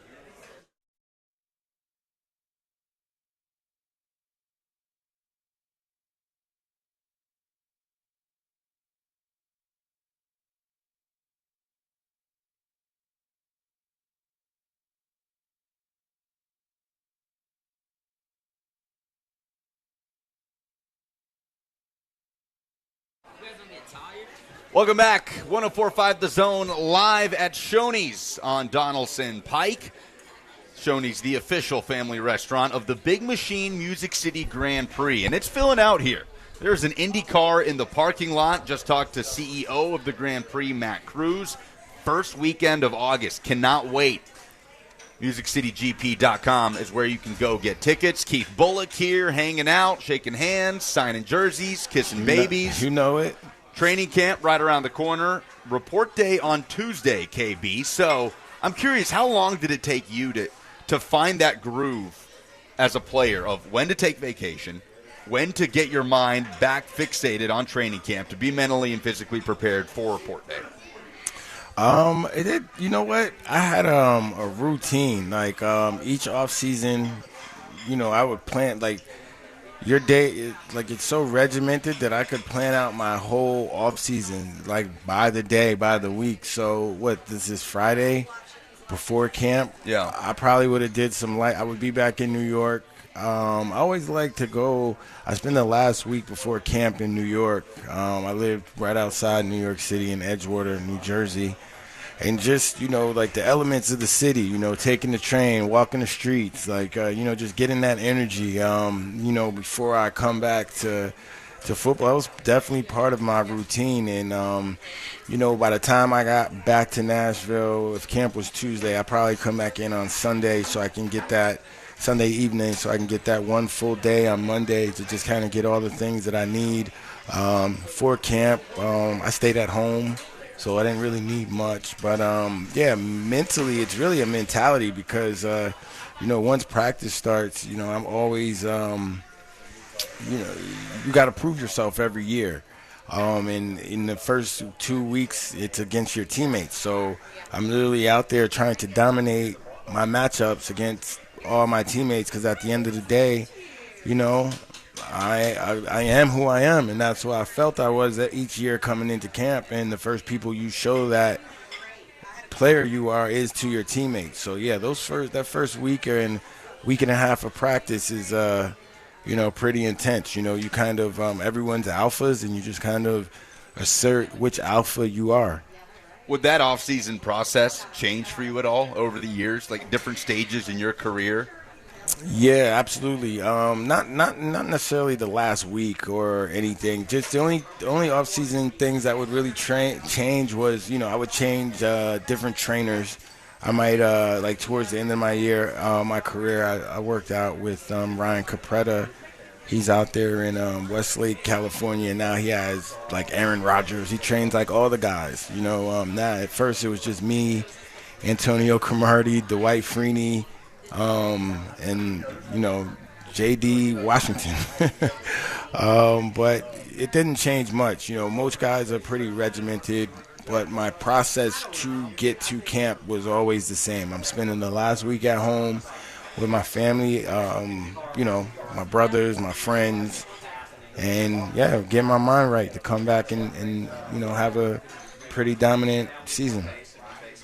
What position battle are you most interested by with the Titans this year? That if you get out there to essentially St. Thomas Sports Park, the first spot on the field you're looking, what do you think that is? I'm gonna just keep it where we've been. I want to see who's gonna assert as the number 3. Receiver. Somebody's gonna get cut at wide receiver. You hear all this. You hear about Phillips, Racey McMath, Westbrook Akine, the young man they just drafted in the 7th round. Colton Dow out of Tennessee Martin. And then who was the veteran that they just got? Chris Moore, former Texan. So now there's a wide receiver battle. So somebody is going to be odd man out. So you got to see if it's going to be a veteran that's going to emerge. Is it going to be Kyle Phillips? Because I swear everyone around Kyle Phillips thinks he's the second coming of Julian Edelman or something, or whoever they think he is, and I'm not saying that he's not. It's just the time of the year. Prove it. I'm all about proving it. Everyone that is not proven needs to go out and prove it. And there's only 5 people really that on that roster that aren't proven. That are proven. I'm sorry. Everyone else needs to prove it. Everything else is lip service until you get out there and you prove it. So. Well, Phillips had an interesting arc last year, right? Because throughout training camp, you noticed it right off the bat how often Ryan Tannehill was looking to Kyle Phillips. That immediately translated. Week 1 was productive against the New York Giants. He goes down. He's in and out of the 53 for the rest of the way. Just couldn't get healthy again, and we just didn't see him have that impact in Week 1. And then he kind of fades and maybe is one of those forgotten pieces of that wide receiver room. For a guy like Kyle Phillips, with being a slot receiver, that stature, that physicality, that weight that he's trying to add on now in year 2 of being an NFL player, what's the biggest challenge, do you think, for him to take that next step physically to make sure that he can continue to be involved and be able to hold up on a physical level? Yeah, look, that's the first thing that I noticed about Kyle Phillips in those preseason games last year and stuff. Every time that he got hit, he was kind of like, oof. You could see it kind of like he was feeling those hits. So the first thing for him to do is obviously get healthy and then, put on that weight. And it sounds like, he hit the weight room, this off season and to add on some much needed weight. But it really did seem as if, he was fragile, like he wasn't going to make it through the season. And that's just my assessment, starting with the preseason. So that last year. So I'm really looking to see, if he has, obviously he understands, the physicality of the NFL. And I'm just looking to see, if those adjustments that he made as a pro is going to help and benefit him, because I would definitely love to see him get out there and get the opportunity to be the player that, everyone expects him to be. Yeah, Week 1 against the Giants, 9 targets, 6 catches, 66 yards. And he had a combined 4 targets the rest of the season. Right. Played in only 3 more games. That's a lot of work, That's a lot of work for the first game of the season for a rookie. So with that workload, obviously he wasn't able to sustain that. So that's what I'm looking to see. You're saying you see Tannehill likes to go to him. They worked on all preseason. I'm coming to you. He got 9 targets the first game and, took some hits. Had some mishaps and just wasn't able to bounce back. One thing I do know is when you get injured, it is definitely hard to keep that focus and regain to be the player that you were coming into training camp, especially as a rookie. And the Titans had 2 young rookie wide receivers that they were wanted to count on get hurt. So I'm really looking to see those guys coming in year 2 healthy, knowing what the expectations are of the NFL and give it a fair crack. Other than Treylon Burks, because I feel like he's kind of in his own category in this as far as, not to say the burden on his shoulders, but the expectations of a first-round pick. Obviously, It's no fault of his own that the Titans traded A.J. Brown before selecting him over a year ago. But, that's the fact of the matter, right? The expectations are going to be high on Treylon Burks for this year in his career. But kind of moving him aside with that sort of being a given, would Phillips then be the guy that you have that highest hope for because of the sample size he showed in Week 1? Or is it a guy like Racey McMath that now has been in it for a few years, has flashed at training camp, and just hasn't been able to stay healthy and productive over the course of an entire season. Well, it's interesting that you mentioned those two names because it should be Nick Westbrook-Akine. Right. He's been here for 3-4 years. He got another contract this year. It should be him, but I don't know. There's a reason that you named those other two guys before him, and, for me, that reason would be because he's been here and he's had the opportunity to be number 1, 2, or 3. And he hasn't really seized the moment, and I don't know who's going to emerge. I'm interested to see how the veteran that they got from the Texans. I'm interested to see how he does because he's played some football. He's made some plays in this league, so I think that's why it's going to be the most interesting room because now 1 and 2 are settled. So now we're playing for the number 3, we're playing for the slot, the number 4 spot, and that 5th spot to be the special teams guy. You know what I'm saying? So that's usually what you dress on Sundays. There's 5 wide receivers. So it's interesting. Sorry to interrupt you. It's interesting to hear your perspective on that, though, talking about Westbrook-Akine seizing the moment. Because for me, KB, obviously on the outside looking in, not the former player perspective, but I feel like Nick Westbrook-Akine has seized this moment as an undrafted player out of Indiana. A slow start to his NFL career, but a guy that in the last 2 years has had 400 or more receiving yards in a season, 4 touchdowns in 21, 3 touchdowns in 22. Is it unfair for me to say that for that to be what comes out of an undrafted player like Nick Westbrook-Akine is already surpassing expectations? I feel like he has seized the moment for the opportunity he was given out of Indiana. Or could you see more there? I mean, I expect more. For the opportunities he's been given, maybe he has maximized his opportunities for him, for his talent level. But for an organization to keep putting in, maybe they're putting too much on him. Keep putting him in these positions and having expectations. And Mike Vrabel said it last year, like, who are we supposed to throw it to? Well, right. You keep putting them out there. You know what I'm saying? So I don't know if it for me, I would expect more. That's why I would say that because you've been in the system, you know what to do. I expect more, but at the same time, I feel when his number is called, he answers for what they ask him to do. Is he a dynamic wide receiver? That's why I say I don't know. That's why I say I would expect him to be the number 3 because he's been here and had the most opportunity, but that's why I say I don't feel like he seized the moment because he would be the legit number 3 based upon those things being here. But yeah, if you look at it, being undrafted, that's his own personal goals. I don't know what those are, but there have been undrafted free agents at wide receivers that have been Pro Bowlers or Pro too. So it's just a personal thing. It's interesting how goals evolve, right? Yeah, for sure. It can go for Blaine Bishop is about to walk in here. Blaine and Mickey be here live at Shoney's on Donaldson Pike.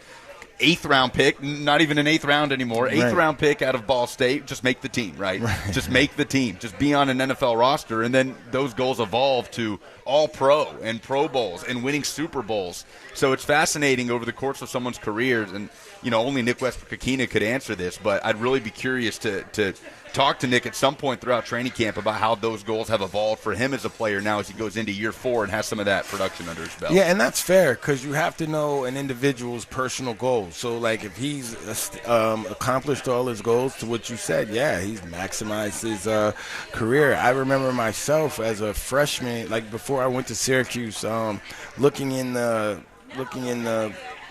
the player's guide and just kind of looking at people like, oh, I'm going to beat him out. Just because I had those expectations of as myself. A freshman in college. Yeah, had those expectations of myself to go in and start. Little did I know I was going to go in and redshirt. So I didn't beat anybody out, but that was just my mentality. And then even like you said, I was a first round draft pick. Right. So my mentality was, to if possible come in and start, but it was a little different here because the team just came from the Super Bowl, so I kind of knew I might have to just play any role that was given to me, but I was prepared to come in and start and beat whoever out I needed to. So Blaine's told you, right, about what went through his mind the first time he saw you hit the practice field as a Tennessee Titan?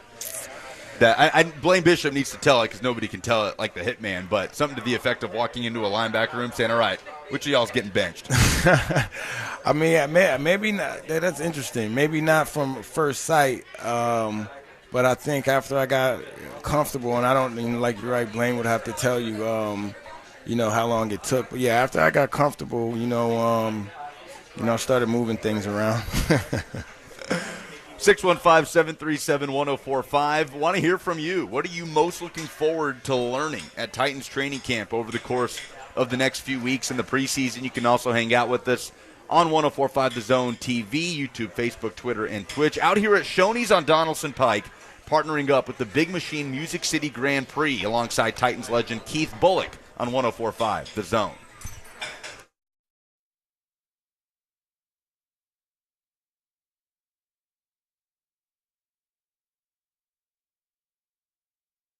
The Tennessee Men's Clinic has 2 locations here in Middle Tennessee and has helped thousands of guys deal with the issues that arise as your body changes, as you start to age. One of those issues can be erectile dysfunction. If you're somebody who has dealt with this, you know that there's negativity, there's stigmas.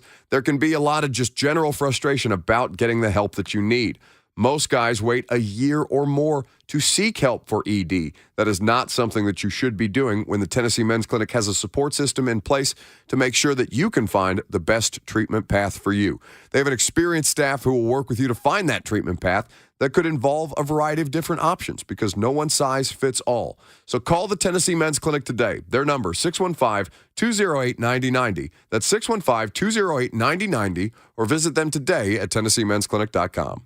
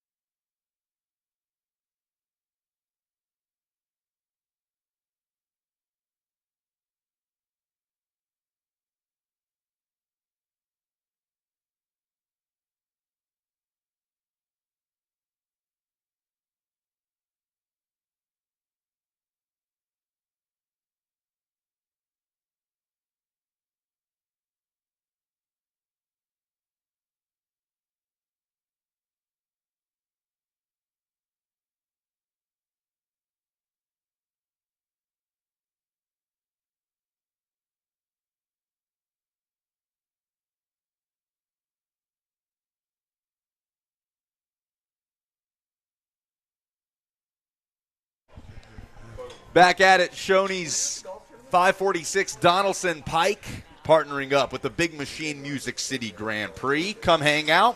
There's an Indy car in the parking lot. You're not going to get a lot of opportunities to do this.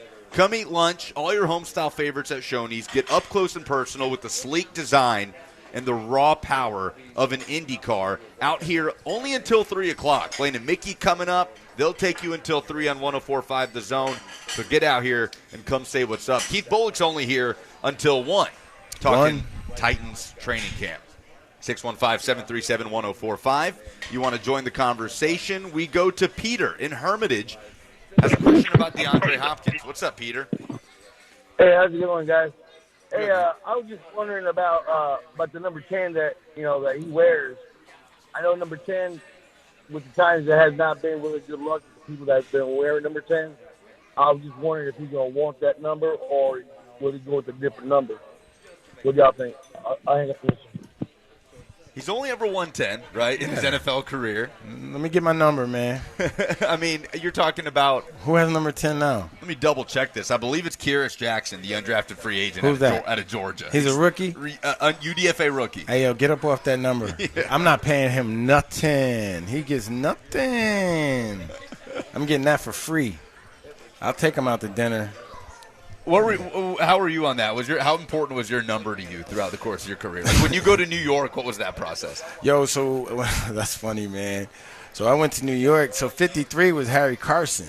So like he's a Giants legend. So unfortunately, fortunately for me, he wasn't that much of a legend that they didn't retire his jersey. So I was able to wear it. I didn't have to buy it off of anyone or anything like that. I don't know what number I would have picked because when I got to the NFL, I remember when I got drafted, Jeff was like, what number do I want to wear?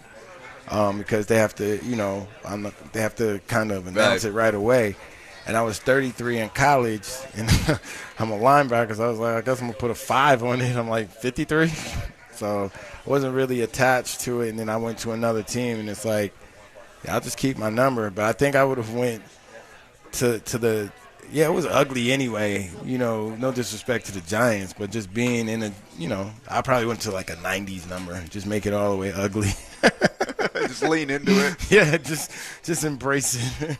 Just embrace the fact that I'm not with the Titans no more. It was cool to play for the home team though. If I could have went anywhere, it was cool. Well, I imagine D-Hop it would have ultimately the decision. If he wants to wear 10, then he gets to wear 10. But I don't know. He wore 6 in college in Clemson, and maybe at this stage in his career he wants to run it back. I don't know.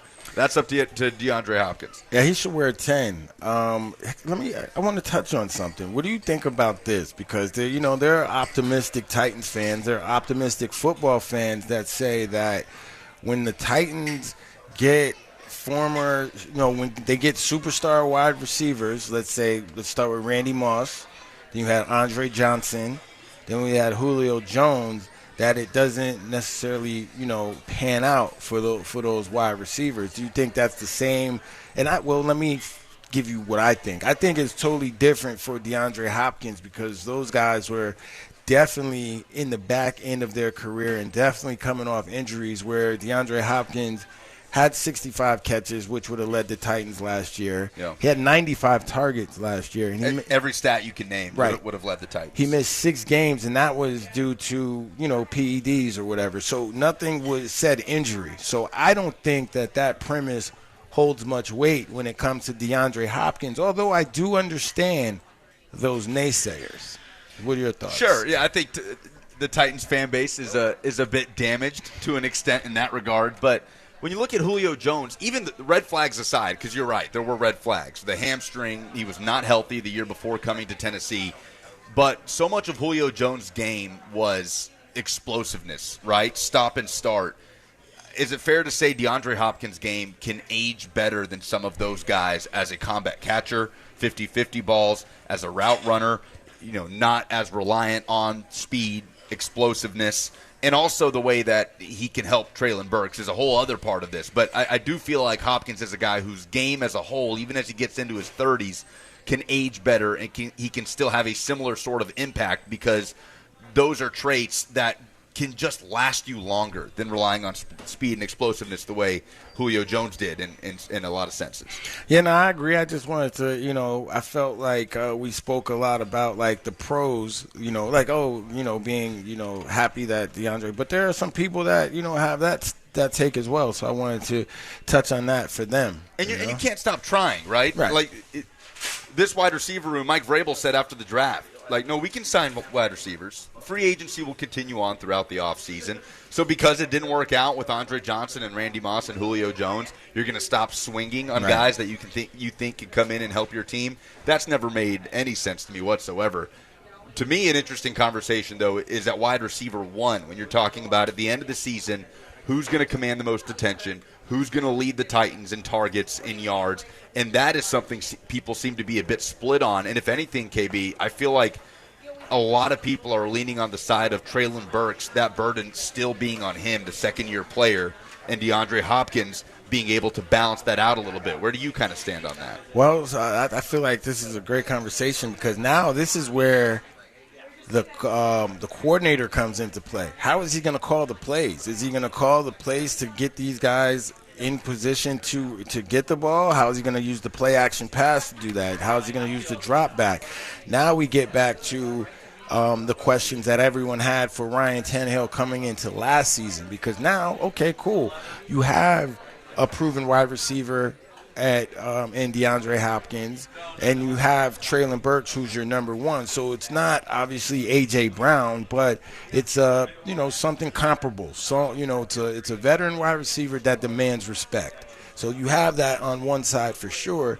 So now it's up to the coordinator and Ryan Tannehill to bring it all together and make it happen. And we know that last year was like, oh, can Ryan make the plays? Can Ryan make the plays? So now the offense, and let's be fair, the O-line, I feel people keep skipping over that part. The O-line has to be up to par for Ryan to be able to do anything effectively passing the ball without play action. For him to drop back, the O-line has to be able to hold. So saying all those things are in place, Ryan's going to have to ball.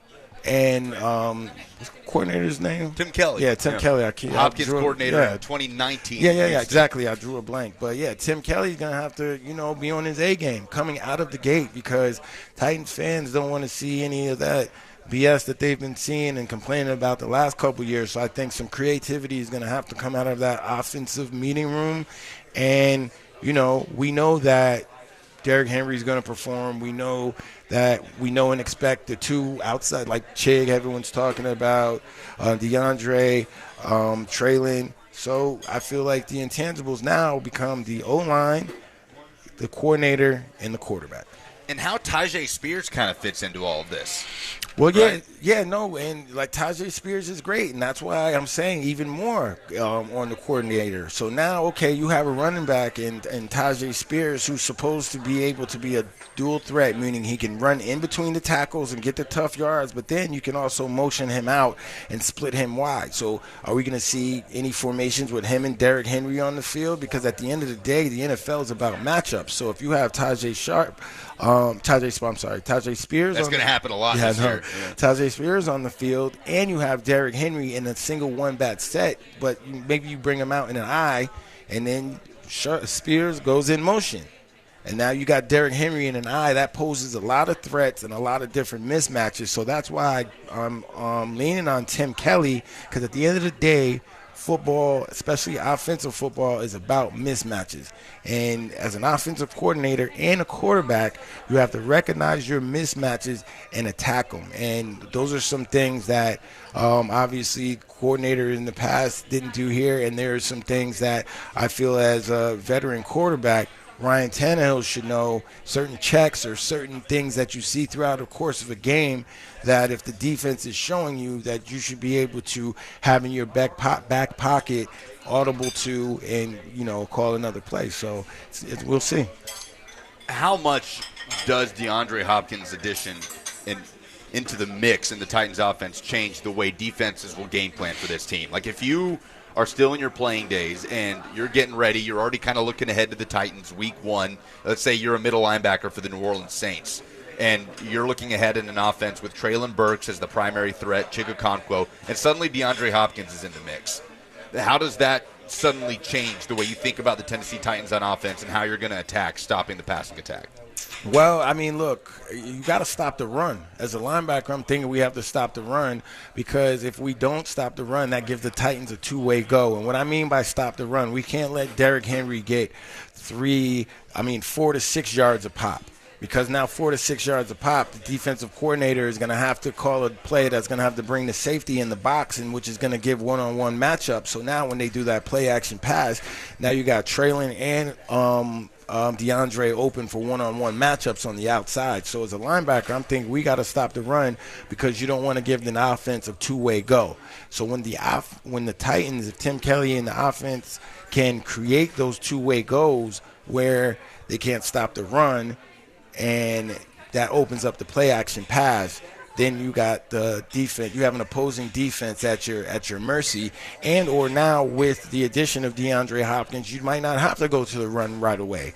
You can just come out and just, your shotgun formation, and you got Chigakonkwo, Chig on the outside spread, and you got your number 3 spread, so you got the 2x2 formation with Derek or Tajay in the back, and now you got a whole different dimension. It almost looks like an old school run and shoot, but you're playing with your tight end and your running back. So like I said, it's going to be interesting to see how Tim Kelly sets up the different matchups with the different pieces that he now has in his offense, because now if you look across the board, whereas a month ago you're talking about this Titans offense, it don't really look like much. It looks like the same pretty much pieces that they ended the season with.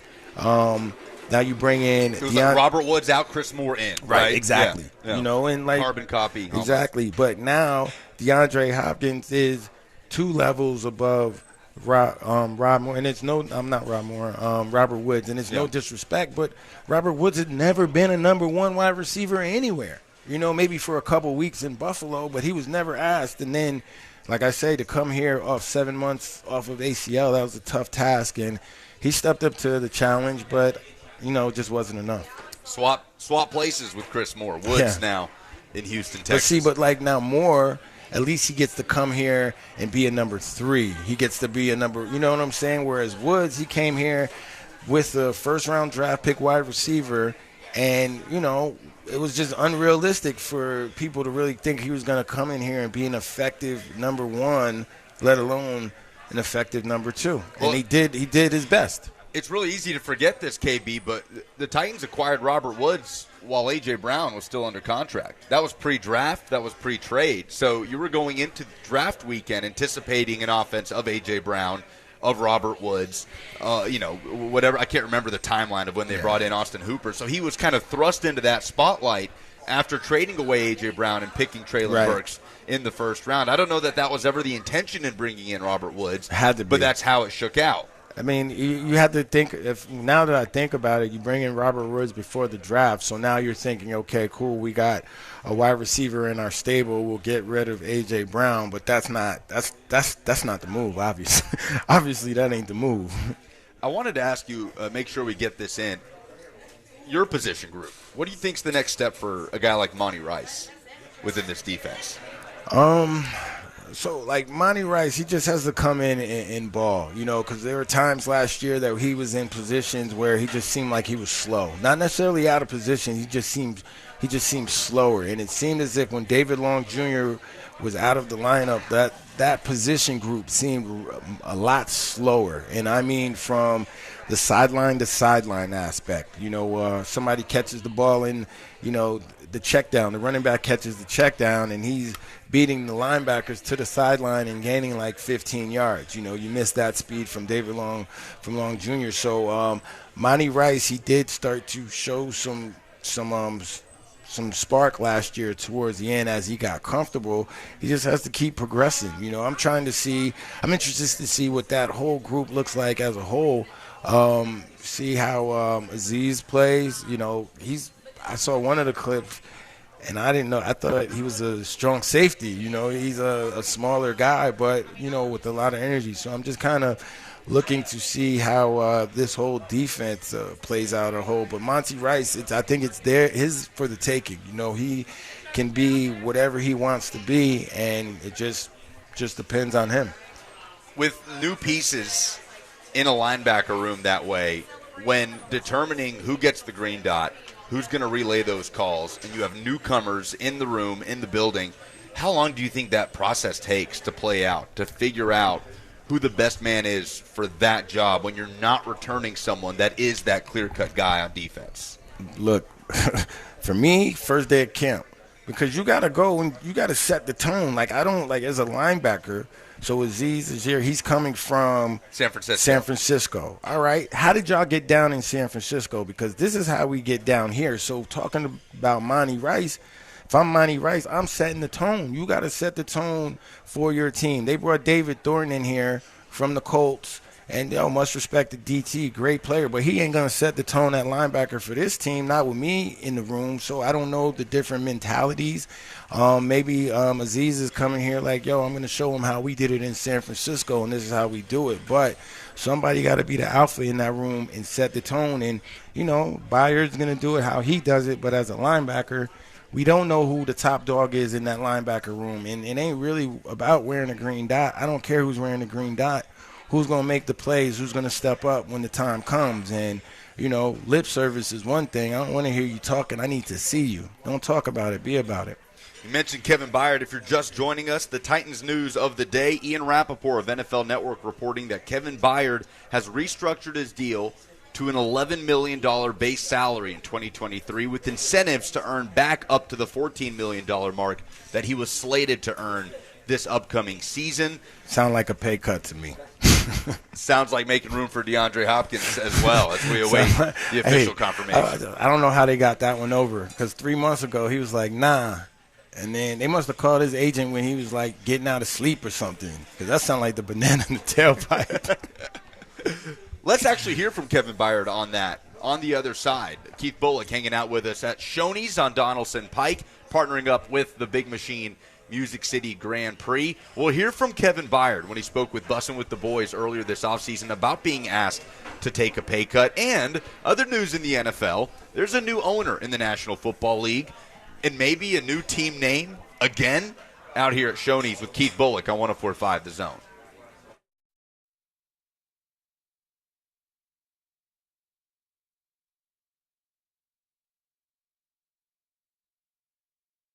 The Big Machine Music City Grand Prix is coming up August 4th through the 6th. It's going to be an incredible time. Streets filled with racing through downtown Nashville across the Korean Veterans Memorial Bridge. The Music City Grand Prix is one of Nashville's premier events. It's something that Lucas and I, Bert, we've all had the opportunity to take part in the past couple of years. The Turn 9 Club, where we're going to be set up this year, is going to be awesome. You can be there as well. You'll have access to the IndyCar paddocks. You'll have an all-inclusive ticket that includes food from Edley's and Poncho and Lefty's. It will also include beer and wine with your ticket purchase and all the non-alcoholic beverages that you want. It is an incredible setup at the Big Machine Music City Grand Prix, whether you're going for GA, whether you're going for one day, all three, or in the Turn 9 Club. It is impossible to beat. Go to MusicCityGP.com to get your tickets before they sell out. That's MusicCityGP.com.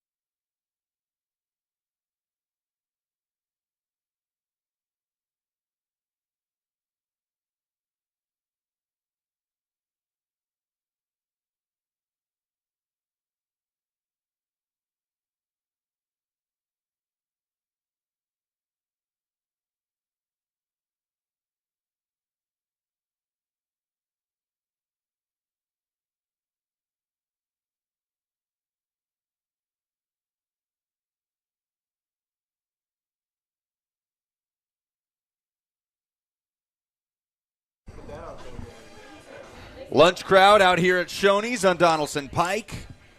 Blaine Bishop out here with Mickey Ryan. Blaine and Mickey coming up in just a few minutes. Blaine's got the strawberry pie in front of him. I think we still have a few more of those coupons if you want to walk up and say what's up to KB. Only a few minutes to do it. Keith Bulluck hanging out with us on 104.5 The Zone a day before he officially gets inducted into the 2023 Tennessee Sports Hall of Fame. We've got another Tennessee Sports Hall of Famer here, Blaine Bishop, putting on a headset out here at Shoney's, partnering up with the Big Machine Music City Grand Prix. Yeah, well, I have to say, yeah, Kirby, yeah, make sure you got me on. Man. Yeah, I can barely hear myself, but that's okay, too. But, yeah, we just first of all, congratulations, KB, man. Getting inducted into the Tennessee Sports Hall of Fame, welcome to the fam. But today is got to be Keith Bulluck Day. See, you getting inducted. I mean, of your many inductions, I'm sure. But, hey, in Tennessee, this is, at least on a radio station, this is Keith Bulluck, KB, the original KB. And by the way, speaking of KBs, naturally KB took a pay cut today. As No, he took restructured. Restructured. Right, that's a pay cut. and actually, that was a smart decision on his part. That's what I said I would have done at this point in time because they waited so late. Now you can put yourself out on the market. He may not have gotten $11 million from somebody else unless they decided to cut somebody else and then bring him in and then pay him the loot. So, his legacy is big. He's the best safety ever to play in Titans uniform. And now KB is also the best linebacker and I'm talking about in Titans history. So 2 KBs. So I wanted to congratulate him, man, because from day one, from him being at practice and everything else, Eddie Robinson, those guys was getting real nervous because, first of all, we didn't need a linebacker, right? And he would, fail, so they took him, and then he comes in and he starts making all these plays everywhere, right, in practice. And I just went in there and said, hey, man, one of you guys are going to get benched.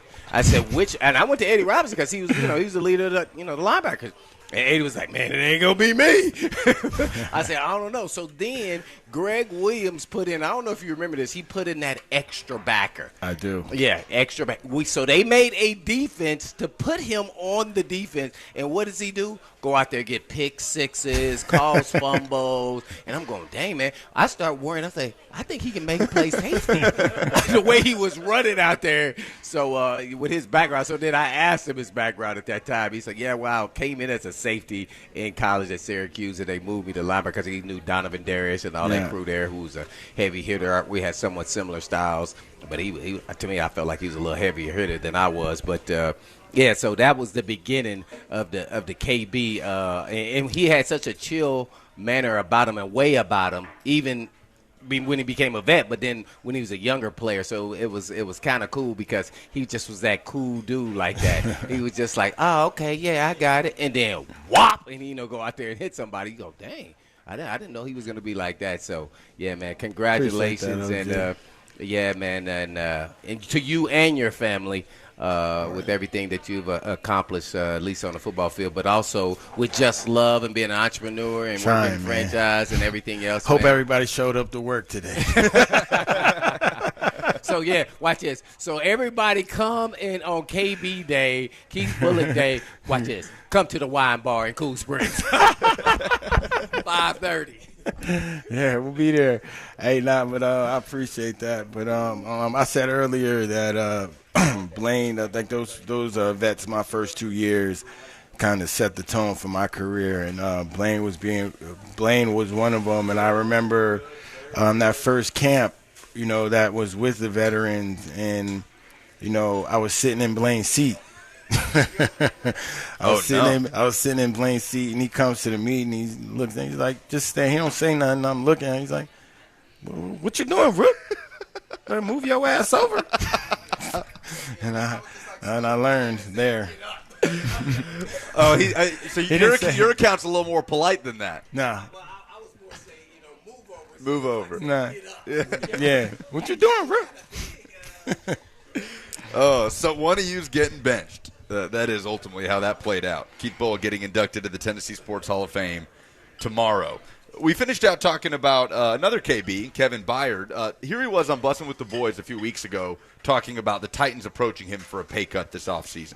7-3, beat Green Bay Thursday night. Then we lost 7 straight. It was miserable. Like it was never really been in that situation before.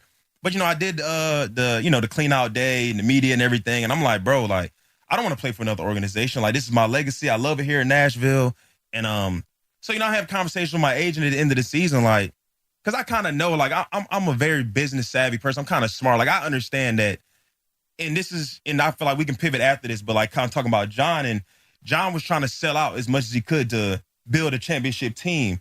And so for myself, like I restructured my contract twice. The first time I think was to sign Clowney, and the second time was I think after I went all pro or something like that. Restructured again. It might have been to sign Robert. It was something like that. Yeah. Because like you're trying to bring on talent, so you're trying to create cap space. But what that does is what most people don't realize. What it does is it increases your cap hit later in the life of your contract. So you see people report, this guy's making this much money. That's not really how much money you're making, just accounting-wise. Your cap is here, but you may be making somewhere around here. Mm-hmm. And so that's a situation where, like you said, you get a new GM that comes in. He just looks at this sheet and just like, man, I have like, for example, obviously you got released. Mm-hmm. Ben Jones got released. Bud got released. He's looking like, okay, the roster's a little bit weird. We're a little bit older now. Mm-hmm. So like, I got to clear cap space. I got to clear cap space from anywhere. And so, like I said, I mean, that was my idea of going into the conversation. So my agent called me, was like, hey, it kind of went another way. So like, obviously I wasn't in the room, so I don't really know exactly how, like, was it a situation where it's like, hey, we want to do extension. They just went the complete opposite way. Mm-hmm. And I don't know, maybe somewhere, what I'm saying? You know how they could have said the first thing. You have no idea, like the domino effect what happened. Contract extension you're doing is like, Taylor, for example, let's use Taylor Wan, for example. So that's Kevin Byard on Bussin' with the Boys. Some of his perspective, ultimately, he does take that cut with the ability to earn it back, right? We don't know what those incentives look like to get back to the $14 million mark this season, but did it for Clowney, did it for Julio, doing it for D-Hop. Man, I did it. That's why I say he's a nice guy. He's a consummate pro. I'm not doing that because at the end of the day, there's football and then there's business. Like, I guess just because I just don't trust an organization enough to let me get $3 million back after they just took it from me. That's just me, and that's just because I've been through it. But, like, Kevin has to go through his own thing, and I hope it works out for him. You know what I'm saying? But, yeah, man, that's like, why didn't you ask the quarterback? That's the type of player I'm going to be like, why didn't you ask the quarterback? There's money over there, too. Like, you done asked me. I done this time, and this time. Go somewhere else. And he said that they asked him to restructure after going all pro. That's when you're supposed to get more money after you go all pro. So it's not my situation, so I ain't going to let it frustrate me. Up against it here. Let's do some polls. Stop the count. Stop the count. The polls have closed and the votes have been tallied. Now, here's your favorite Buck Reising Show correspondent, Lucas Polzica. Very stupid thing we do here, KB. Presented by Two Rivers Ford. You can sell below MSRP on any non-specialty new Ford. Only time for one today, and it's an appropriate one, with KB getting inducted into the Tennessee Sports Hall of Fame tomorrow. Your favorite Keith Bulluck memory. Christian says chucking his third pick of the night into New Orleans a mile into the stands. Rand says, KB, sticking around, being as involved as you still are with Titans Radio and other shows like today. And I like this one from @Stage1 on Twitter. The gas station on Edmondson Pike, standing in line behind you, impersonating Mike Keith, saying straight out of Syracuse, the best linebacker in the game, and you turned around, shook his hand, and said, you know your stuff. That's what's up. Hey, that's my spot, man. They got the best chicken wings in Nashville at that gas station on Edmondson Pike. Hey, they got fried chicken out here, too. Shoney's on Donaldson Pike, 546. Donaldson Pike. I'm so close, Becky. There's an Indy car in the parking lot. We're out here until 3 o'clock. Come see us. Blaine and Mickey coming up next. KB, congrats, man. Appreciate you hanging out. And been real. Appreciate it. It's going to feel right to see Keith Bulluck in the Tennessee Sports Hall of Fame. Thank you, sir. It's been real. Blaine and Mickey got you coming up next on 104.5 The Zone.